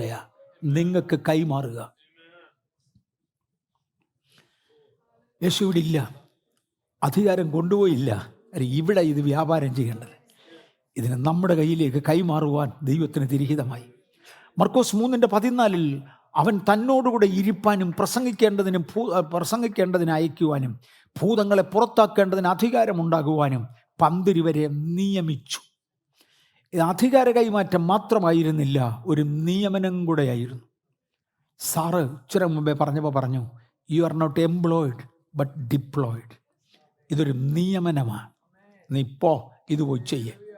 ഇന്ന് പകൽ ബാംഗ്ലൂരിൽ എന്നെ നിയമിച്ച കർത്താവ്, ന്യൂജേഴ്സിയിൽ, ഡാളസിൽ, കാനഡയിൽ, വ്യത്യസ്ത ഇടങ്ങളിൽ നിങ്ങളെ നിയമിച്ചിരിക്കുക. You are deployed. യേശു പറയും, നിങ്ങളവിടെ നില്ല്. എന്തെങ്കിലും ഒന്ന് ആ ഡിപ്ലോയിഡ് സ്റ്റാഫിൽ നിന്ന് നടക്കാതെ വന്നാൽ നമ്മൾ കുറ്റക്കാരാന്ന് മറക്കരുത്. കർത്താവേ, എൻ്റെ അധികാരത്തിൽ അങ്ങ് തന്നിട്ടുള്ള ഇന്ന ഏരിയയിൽ പ്രവർത്തിപ്പാൻ എനിക്ക് കഴിഞ്ഞില്ല എന്ന് പറഞ്ഞാൽ യു ആർ എ ഫെയിലിയർ. ഞാനൊരു കഥ കേട്ടിട്ടുണ്ട്. കഥയല്ല, ചരിത്രമാണ്. ആർമിയുടെ ഒരു യൂണിറ്റിൽ ആരണ്ടൊക്കെ ലീവിലുള്ളവരുടെ എണ്ണം കൂടിപ്പോയി. സെക്ഷൻ മാനേജരെ വിളിച്ച് കമാൻഡിങ് ഓഫീസർ ഇച്ചിരി വഴക്ക് പറഞ്ഞു. ഇത്ര % ആളുകളെ ഒരു സമയത്ത് ലീവിലാകാവൂ എന്ന് നിർബന്ധമുണ്ട്, പക്ഷെ അതിനേക്കാൾ കൂടുതൽ ആളുകൾ ലീവിലായി. വൈ ഡിഡ് യു ചെക്കപ്പ് എന്നൊക്കെ ചോദിച്ചു. അന്നേരത്താണ് ഒരുത്തൻ്റെ ഒരു ടെലഗ്രാം വരുന്നത്, അമ്മ മരിച്ചുപോയി, എളുപ്പം വരാൻ. ഇവൻ ഓടി കമാൻഡിങ് ഓഫീസറുടെ അടുക്ക ചെന്ന് പറഞ്ഞു, സാറേ, എൻ്റെ അമ്മ മരിച്ചുപോയി, എനിക്ക് ലീവ് വേണം എന്ന് പറഞ്ഞു. അയാളാണെങ്കിൽ നേരത്തെ കമാൻഡർ വിളിച്ചേച്ച് ലീവിൽ പോയവരുടെ എണ്ണം കൂടിപ്പോയെന്ന് പറഞ്ഞ് വഴക്ക് പറഞ്ഞുകൊണ്ടിരിക്കുക. ഇയാൾ പറഞ്ഞു, ഒരാളുടെ റേഷൻ ലാഭിച്ചടാ, നീ വീട്ടിൽ പോരും ജോലി ചെയ്യാൻ പറഞ്ഞു. അമ്മയത്തെങ്കിലും ഒരുത്തൻ്റെ റേഷൻ ലാഭിച്ചു, ദാറ്റ്സ് ഇറ്റ്, നീ പോയി ജോലി ചെയ്യാൻ പറഞ്ഞു. അവൻ നോക്കിയപ്പോഴേ തൊട്ടടുത്ത ടേബിളിൽ ഒരു ടൈപ്പ് റൈറ്റർ ഇരിപ്പുണ്ട്. അവൻ അതെടുത്ത കമാൻഡറുടെ സെക്ഷൻ മാനേജറുടെ മണ്ടയ്ക്ക് ഒരു ഇടിച്ച് വെച്ച് പറഞ്ഞു, ഒരു റേഷനും കൂടെ സേവ് ചെയ്യാമെന്ന് പറഞ്ഞു. ഇടി കൊണ്ട് സെക്ഷൻ മാനേജർ ഓടി കമാൻഡിങ് ഓഫീസറുടെ അടുക്ക ചെന്നു. എന്നിട്ട് പറഞ്ഞു, ഇന്നവൻ ഇടിച്ചതാ, തല പൊട്ടി ഒഴുകുന്നുണ്ട്. അയാൾ കൈ നിവർത്ത് കൊടുത്തേച്ച് പറഞ്ഞു, എടാ, ഇതുവരെ അതർ നൈംസിൻ്റെ തല്ലും വാങ്ങിച്ചുകൊണ്ട് ആരും എൻ്റെ അടുക്ക വന്നിട്ടില്ല, നിന്നെ എന്നെ എടുക്കാൻ. അപ്പം നിനക്ക് ഇവിടുന്ന് ഇരിക്കട്ടെ. ഇന്ന് പകൽ ഭൂതം എനിക്ക് കീഴടങ്ങിയില്ലെന്ന് പറഞ്ഞ് കർത്താവിൻ്റെ അടുക്ക ചെന്നാൽ ഏറെക്കുറെ ഇതായിരിക്കും നമ്മുടെയും ഫലം. എടാ, നിന്നെ ഞാൻ അധികാരം ഏൽപ്പിച്ച് എന്നെ എടുക്കാനാ. ഞാൻ പോയിടത്തൊന്നും നടന്നില്ലെന്ന് പറഞ്ഞ് തിരിച്ചു ചെല്ലുന്ന പരാജയം നമുക്കുണ്ടാകാതിരിക്കുവാൻ കർത്താവ് എന്നെ ഏൽപ്പിച്ചതാ. നമുക്കതങ്ങ് ഏറ്റെടുക്കാം. നമുക്കതങ്ങ് നടന്നിരിക്കും. അവർ തന്നോടുകൂടെ ഇരിപ്പാനും, സ്റ്റെപ്പുകൾ മറക്കണ്ട, പ്രസംഗിപ്പാൻ അയപ്പാനും, ഭൂതങ്ങളെ പുറത്താക്കേണ്ടതിന് അധികാരമുണ്ടാകുവാനും 12 വരെ നിയമിച്ചു. ശുശ്രൂഷകളിൽ ഏറ്റവും പ്രധാനമായി യേശു പറയുന്ന ഒന്നാണ് ഭൂതങ്ങൾ പുറത്താകുക. കാര്യം ഇതാണ് ദൈവത്തിന് വിരോധമായി പ്രവർത്തിക്കുന്നത്. ഇതാണ് ദൈവത്തിന് പ്രതികൂലമായി ഇടപെടുന്നത്. യവന്മാരുടെ ഓപ്പറേഷനാണ് ഈ മണ്ണിൽ പ്രയാസമായി വരുന്നത്. ഇവരെ ആദ്യമേ പുറത്താക്കാതെ ഒന്നും നടക്കത്തില്ല. തന്നോടുകൂടെ ഇരിപ്പാനും, പ്രസംഗിക്കേണ്ടതിന് അയപ്പാനും, ഭൂതങ്ങളെ പുറത്താക്കേണ്ടതിന് അധികാരമുണ്ടാകുവാനും 12 വരെ നിയമിച്ചു.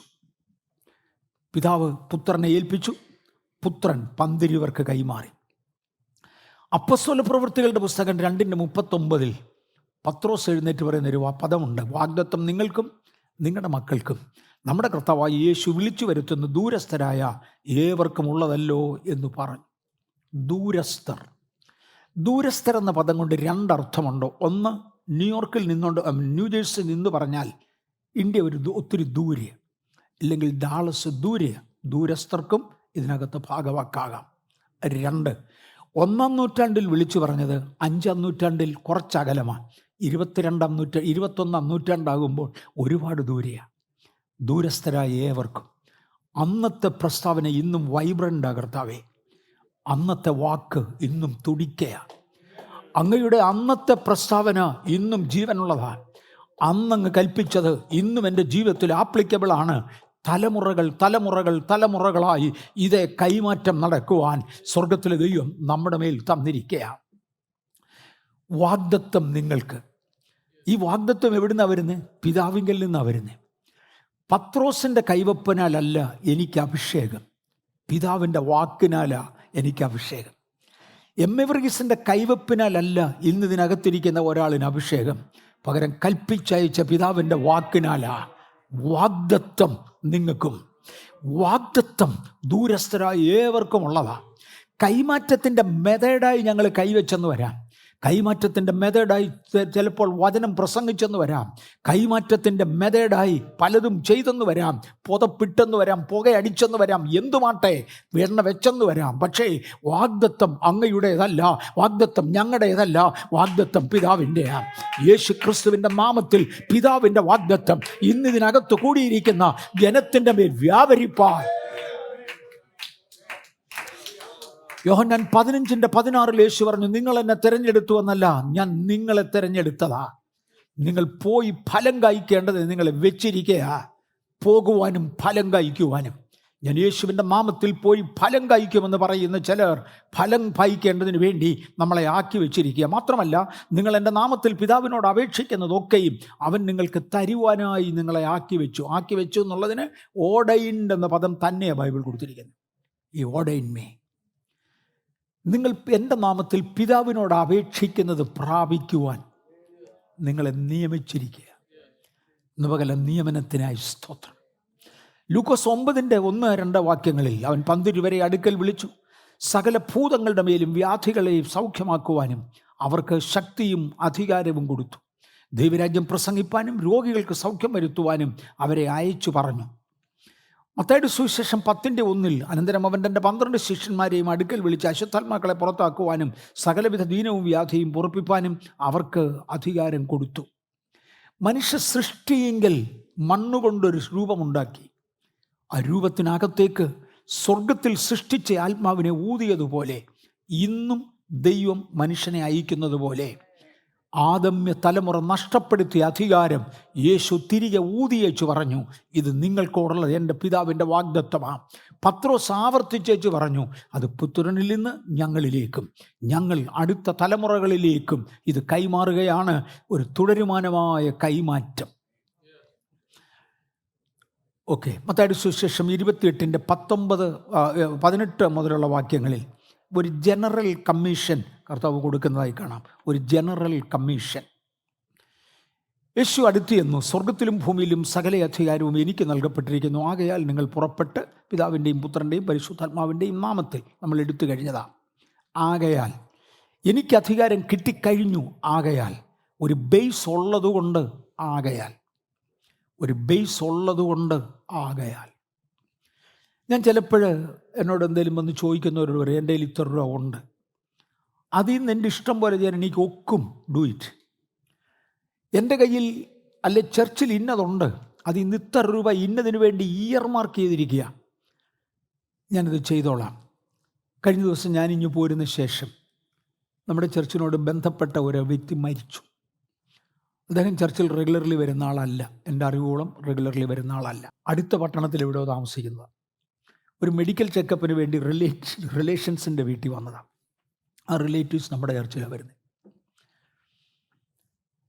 ഇവിടെ വെച്ച് ട്രീറ്റ്മെൻറ്റിനിടയ്ക്ക് ആൾ മരിച്ചു. സുനിൽ പാസ്റ്റർ സ്ഥലത്തില്ല, അദ്ദേഹം അന്തരീക്ഷത്തിൽ നിൽക്കുക, ഇങ്ങോട്ട് വരിക. ഞാൻ ഓൾറെഡി ഇവിടെ വന്ന് ഇറങ്ങിക്കഴിഞ്ഞു. ചർച്ചിന് എക്സ്ട്രാ ശവക്കോട്ടയില്ല. ഉള്ള ശവക്കോട്ട, ചർച്ചിൻ്റെ സ്വന്തമായിട്ട് ശവക്കോട്ട ഇല്ല, ഞങ്ങൾക്കെല്ലാം കൂടെ പൊതു ശവക്കോട്ടയാണ്. ആ ശവക്കോട്ടയ്ക്കകത്ത് 1 ഇഞ്ച് കിട്ടുന്ന വലിയ ബുദ്ധിമുട്ടാണ്. അതിൻ്റെ അതോറിറ്റീസ് ഞങ്ങൾ 3 ലെയർ അടക്കം കഴിഞ്ഞതാണ്. താഴെ 1, അതിൻ്റെ മേളിലൊന്ന്, മൂന്നാമത്തേത്. ഇതെല്ലാം മാന്തി വെച്ചാണ് ഇപ്പം നടക്കുന്നത്. അതുപോലെ കഷ്ടമാണ് അവിടെ ശവക്കോട്ട. ഈ വന്നയാളിനെ അടക്കാൻ യാതൊരു ഗതിയുമില്ല. നമ്മൾ നോക്കിയാൽ ഒരു കുരിക്കുള്ള ഇടം കൊടുക്കാം. ഓൾ ദ വേ അവർ അവിടുന്ന് എന്നെ വിളിച്ചു പറഞ്ഞു, സുനിൽ പാസ്റ്റർ പോയി. ഞാൻ പറഞ്ഞു, അവന് അന്തരീക്ഷത്തിലാണ്, അബുദാബി അടുക്കുന്നുണ്ടാവണം, ഞാനിവിടെ ഉണ്ട്, എന്തോ വേണം, ഇങ്ങനൊരു കേസുണ്ട്. പാസ്റ്ററെ വിളിച്ചിട്ട് അവിടെ ഒരു ഇൻചാർജ് ഒരു പാസ്റ്ററുണ്ട്, അദ്ദേഹം തരത്തുമില്ല. നിങ്ങളുടെ ആരുടെയും പെർമിഷൻ ഉണ്ടെങ്കിലേ പറ്റത്തുള്ളൂ ഈ ശവം അടക്കുകയും വേണം. ഞാൻ അവിടുന്ന് പെട്ടെന്ന് സെക്രട്ടറിയെ വിളിച്ചു. ഞാൻ ആ പാസ്റ്ററെ വിളിച്ചു, ഇൻചാർജായ പാസ്റ്ററെ വിളിച്ചു. കൃത്യം പോലെ ഞാൻ വിളിച്ച സമയത്ത് അദ്ദേഹത്തെ കിട്ടിയില്ല. ഞാനത് സെക്രട്ടറിയെ വിളിച്ചു പറഞ്ഞു, ബ്രദറെ ഇങ്ങനൊരു കേസുണ്ട്, നമ്മുടെ ആളാണ്, so I think we should permit. അദ്ദേഹം പറഞ്ഞത് വി ഷുഡ് പെർമിറ്റ്. ഞാൻ പറഞ്ഞാൽ അത് ചെയ്യാൻ പറ. ഒരു അരമണിക്കൂർ കഴിഞ്ഞപ്പോഴത്തേക്ക് ലോക്കൽ പാസ്റ്റർ എന്നെ വിളിച്ചു പറഞ്ഞു, പാസ്റ്റർ എല്ലാം ശരിയായി, നിങ്ങളുടെ രണ്ടുപേരുടെ ആരുടെയും ഒരാളുടെ ഒരു ഒരു ഒരു ഒരു ഒരു ഒരു വാക്ക് വേണം, അതിനുവേണ്ടി വിളിച്ചതാണ്. ഞാൻ പറഞ്ഞു ഫൈൻ. ഞാൻ സെക്രട്ടറിയെ വിളിച്ചു പറഞ്ഞു, എവറിതിങ് ഈസ് ഡൺ. പിതാവിന് ഒരു കാര്യം ചെയ്യണം, പക്ഷെ ലീഗലി ആരെങ്കിലും ഒന്ന് ഓതറൈസ് ചെയ്യണ്ടേ? ഞങ്ങളെല്ലാം ഓതറൈസ് ചെയ്താലും ആരെങ്കിലും ഒരാളെ പേപ്പറുകളൊന്ന് സൈൻ ചെയ്യണ്ടേ? അതിനൊരു ലോക്കൽ പാസ്റ്റർ എവിടെ ആവശ്യമാണ്? ഇന്ന് പകൽ സ്വർഗം ചിലതങ്ങ് തീരുമാനിച്ചു. ഈ പറയുന്ന ഗൗരവം കേട്ടോണം. ഈ പകൽ സ്വർഗം ചിലതങ്ങ് തീരുമാനിച്ചു. പിതാവ് ആ കാര്യത്തിൻ്റെ മേൽ ഉത്തരവിട്ടു. പുത്രനെ തൽക്കാലത്തേക്ക് കൈമാറി.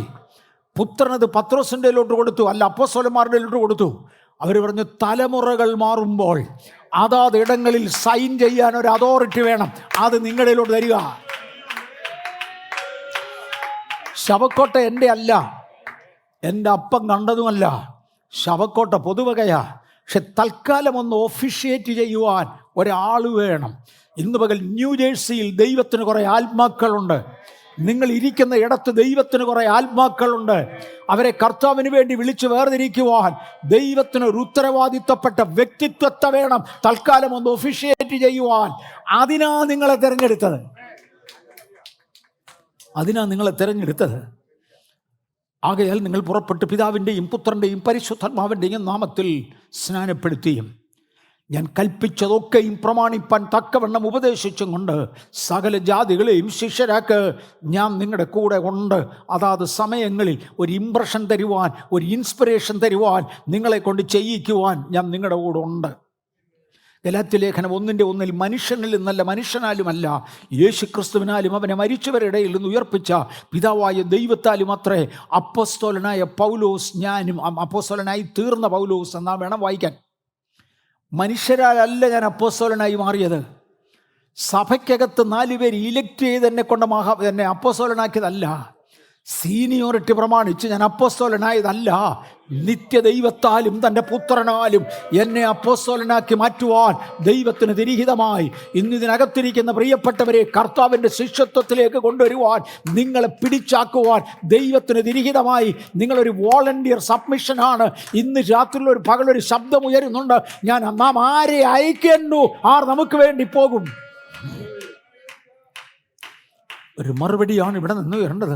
അടിയനെ അയക്കണമേ, അടിയൻ പോകാം. നമ്മൾ ഈ കോൺഫറൻസിന് വേണ്ടി ഒരുമിച്ച് കൂടി ഇന്ന് പകൽ എൻ്റെ മേൽ ഈ അധികാരം ഒന്ന് കൈമാറണം കർത്താവേ, ഞാൻ പോകാമെന്ന് പറയുന്നവർക്കായി സ്തോത്രം. 3 സകല അധികാരവും, പാമ്പുകളെയും തേളുകളെയും ശത്രുവിൻ്റെ സകല അധികാരത്തെയും ചവിട്ടുവാൻ 10:19 ലൂക്കോസ് 10:19 പ്രകാരം അതാ നമ്മൾ തുടങ്ങിയത്. എനിക്കൊരധികാരം കർത്താവ് തന്നിരിക്കുക. എബ്രായ ലേഖനം 12:23 മുതലുള്ള വാക്യങ്ങളിൽ പിന്നെയോ സിയോൻ പർവ്വതത്തിനും ജീവനുള്ള ദൈവത്തിൻ്റെ നഗരമായ സ്വർഗീയ യെരൂശലേമിനും അനേകായിരം ദൂതന്മാരുടെ സർവ്വസംഘത്തിനും സ്വർഗത്തിൽ പേരെഴുതിയിരിക്കുന്ന ആദ്യജാതന്മാരുടെ സഭയ്ക്കും എല്ലാവരുടെയും ദൈവവും ന്യായാധിപതിയുമായ സിദ്ധന്മാരായ നീതിമാന്മാരുടെ ആത്മാക്കൾക്കും പുതിയ നിയമത്തിൻ്റെ മധ്യസ്ഥനായ യേശുവിനും ഹാബേലിൻ്റെ രക്തത്തെക്കാൾ ഗുണകരമായി സംസാരിക്കുന്ന പുണ്യാഹ രക്തത്തിനും അടുക്കലത്രേ നിങ്ങൾ വന്നിരിക്കുന്നത്. പേര് സ്വർഗത്തിൽ എഴുതിയവരുടെ കാര്യമായി പറയുന്നത്. ആദ്യജാതന്മാരാരെല്ലാമാണെന്ന് ഇവിടെ പറയുന്നത്. സ്വർഗത്തിൽ പേരുള്ള ആദ്യജാതന്മാരുടെ ഒരു ക്വാളിഫിക്കേഷനാണ് ഇങ്ങോട്ട് വായിച്ചത്. ഇവരാരും പോരാടിയത് ജഡരക്തങ്ങളോടല്ല, ഇവരെല്ലാം പോരാടിയത് അവരെക്കാൾ വലിയ ശക്തികളോടാ. നിങ്ങളും നേരിടാൻ പോകുന്നത് ഈ പ്രിയപ്പെട്ടവർ തോറ്റ പിശാചിനോടാ. ഒന്നുകൂടെ ഞാൻ എടുത്തു പറയാം. ഈ പിശാചിനെ തോപ്പിച്ച ഈ ഭക്തന്മാരുടെ ശക്തന്മാരുടെ ലിസ്റ്റാണ് ഇങ്ങോട്ട് പറഞ്ഞത്. ഇവരെല്ലാവരാലും തോറ്റവനാണ് പഴയ പിശാച്. ആ തോറ്റവനോടാണ് ഞാനും നിങ്ങളും യുദ്ധത്തിന് ചെല്ലുന്നത്. പക്ഷെ ഇവന് ഒരു ഇരട്ടത്താപ്പ് നയമുണ്ട്. അതും കൂടെ പറയുമ്പോഴത്തേക്ക് ഇന്നത്തെ നേരമായി. മുന്നോട്ട് പോകുന്നില്ലല്ലോ. നമ്മൾ നിൽക്കുന്നത് തന്നെ അല്പാൽപ്പം കൂടുതൽ വിശദീകരിക്കുന്നത് കൊണ്ടായിരിക്കാം. പക്ഷെ എനിക്ക് തോന്നി അതായിരിക്കും നല്ലത്. ഒത്തിരി ഓടിച്ചു പോകുന്നതിനേക്കാൾ ആഴത്തിലോട്ട് ഇറങ്ങുന്നതായിരിക്കും നല്ലത്. ഞാൻ 15 പേജാണ് രാവിലത്തേക്ക് പ്രിപ്പയർ ചെയ്ത്, 3-ാമത്തെ പേജിലാണ് ഞാൻ നിൽക്കുന്നത്.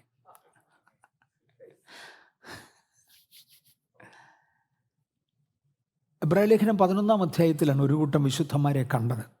ഇവരാരും ജഡരക്തങ്ങളോട് പോരാടിയതല്ല. ഹാബേൽ ജഡരക്തത്തോടല്ല പോരാടിയത്.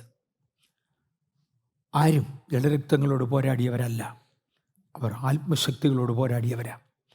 അവരെല്ലാം ഈ ശക്തികളെ ജയിച്ചവരാ, അല്ലെങ്കിൽ ശക്തികളെ തോൽപ്പിച്ചവരാ. ഈ പിശാചിന് 2 പ്രത്യേകതകളുണ്ട്. ഞാൻ ദൈവത്തെങ്കിൽ നിന്ന് പഠിക്കുന്നത് പോലെ പിശാചിൽ നിന്നും കേൾക്കാറുണ്ട്. അംഗീകരിക്കാറില്ല. അംഗീകരിക്കേണ്ടത് അംഗീകരിക്കും. ലോജിക്കൽ എന്ന് തോന്നുന്നു. ഞാൻ അതിനകത്ത് ഒരു പദം പറഞ്ഞോട്ടെ. ആൽബർട്ട് ഐൻസ്റ്റൈൻ ആണല്ലോ ലോകശാസ്ത്രജ്ഞന്മാരുടെ കൂട്ടത്തിൽ ഏറ്റവും ഉന്നതനെന്ന് ഇന്നും കരുതപ്പെടുന്നത് ആൽബർട്ട് ഐൻസ്റ്റൈനാണ്. ആൽബർട്ട് ഐൻസ്റ്റൈനെക്കുറിച്ച് ഒത്തിരി പ്രസ്താവനകൾ റീസെൻ്റ് കാലങ്ങളിൽ ഇറങ്ങിയിട്ടുണ്ട്.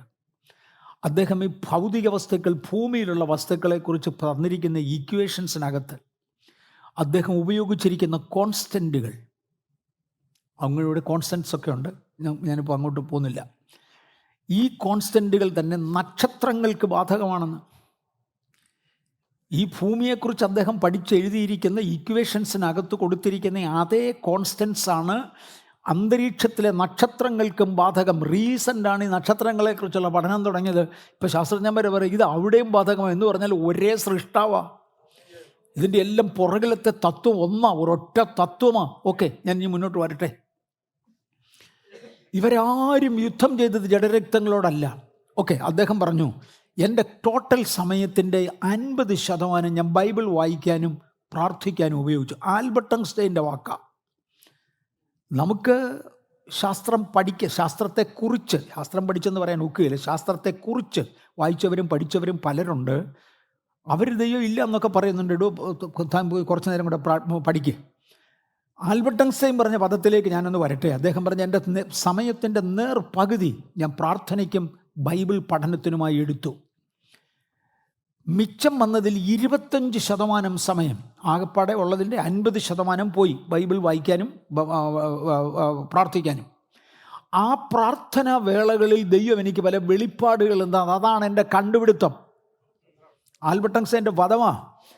എൻ്റെ കണ്ടുപിടുത്തമെന്ന് നിങ്ങൾ പറയുന്നത് അന്ന് എനിക്ക് കിട്ടിയ വെളിപ്പാടുകളാണ്. എൻ്റെ സമയത്തിൻ്റെ 25% ഭാഗം ഇത് സാധാരണക്കാരനെ പറഞ്ഞു മനസ്സിലാക്കാൻ ഞാനൊരു ലാംഗ്വേജ് ഉണ്ടാക്കുകയായിരുന്നു. അത് സാധാരണക്കാരന് പറഞ്ഞാൽ മനസ്സിലാകത്തില്ല. അതിനെ കാൽക്കുലസ് എന്ന് വിളിക്കുന്നത്. അദ്ദേഹമാണ് കാൽക്കുലസ് കണ്ടുപിടിച്ചത്, ഉണ്ടാക്കിയത്. ഇത് മനുഷ്യനെ പറഞ്ഞു മനസ്സിലാക്കാൻ ഞാനൊരു ഭാഷ ഉണ്ടാക്കുകയായിരുന്നു. അടുത്ത പദം, മിച്ചം വന്ന 25% സമയം ഞാൻ സാത്താനെക്കുറിച്ച് പഠിച്ചു.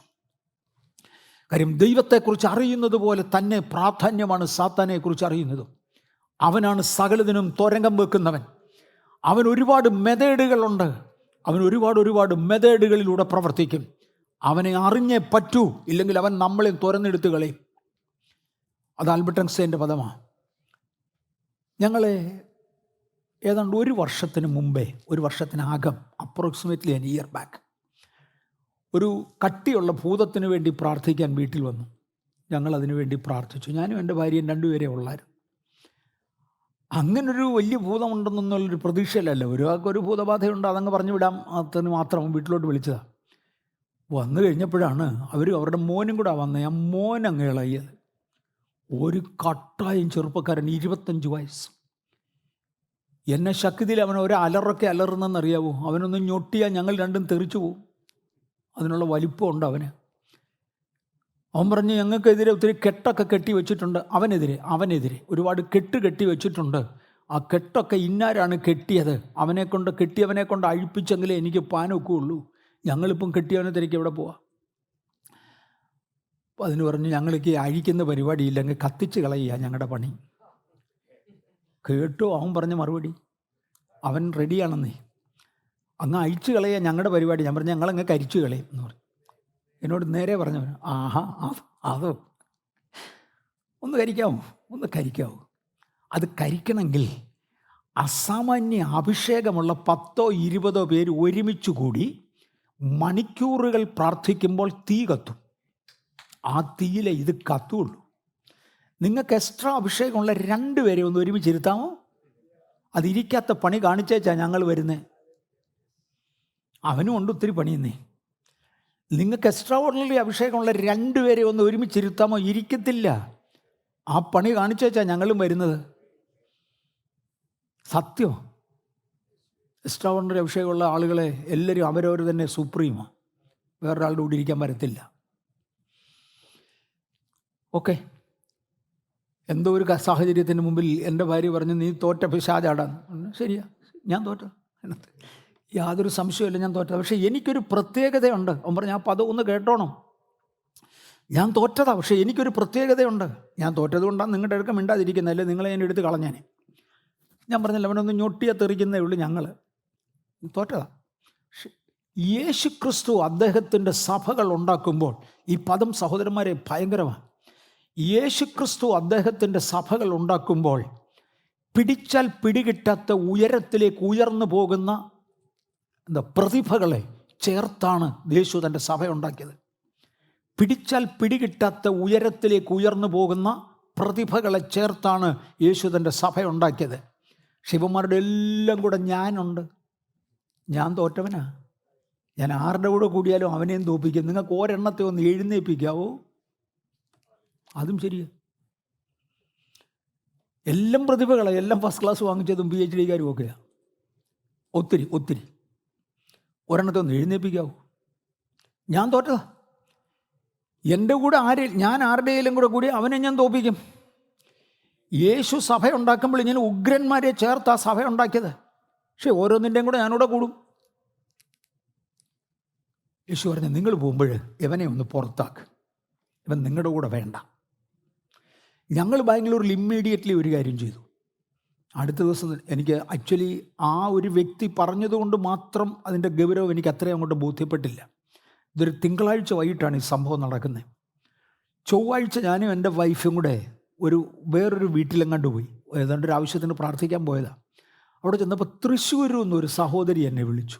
തൃശ്ശൂരിൽ നിന്ന് എന്നെ വിളിച്ചിട്ട്, പാസ്റ്റർ ഇന്നലെ വൈകിട്ട് 6 മണിയോ 7 മണിയോ അതുകൊണ്ട് സമയം പറഞ്ഞു. ആ സമയത്ത് അസാമാന്യ ശക്തിയുള്ള ഒരു പൈശാചിക ശക്തിയുമായിട്ട് നിങ്ങൾക്കൊരു ഏറ്റുമുട്ടലുണ്ടായിരുന്നു. ഞാൻ പറഞ്ഞുകൊണ്ടായിരുന്നു.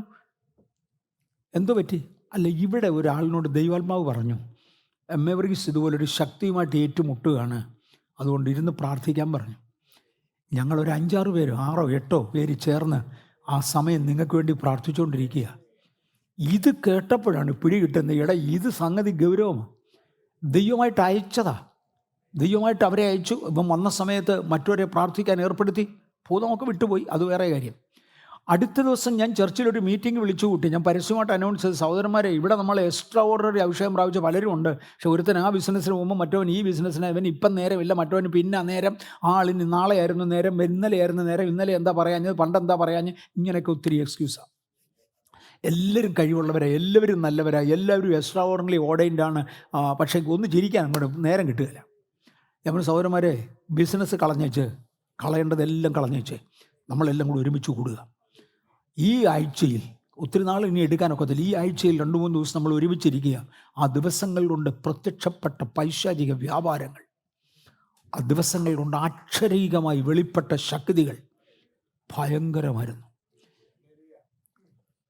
ഇവൻ തോറ്റവനാ. അവൻ നമ്മുടെ കൂടെ കൂടാതെ ശ്രദ്ധിച്ചു.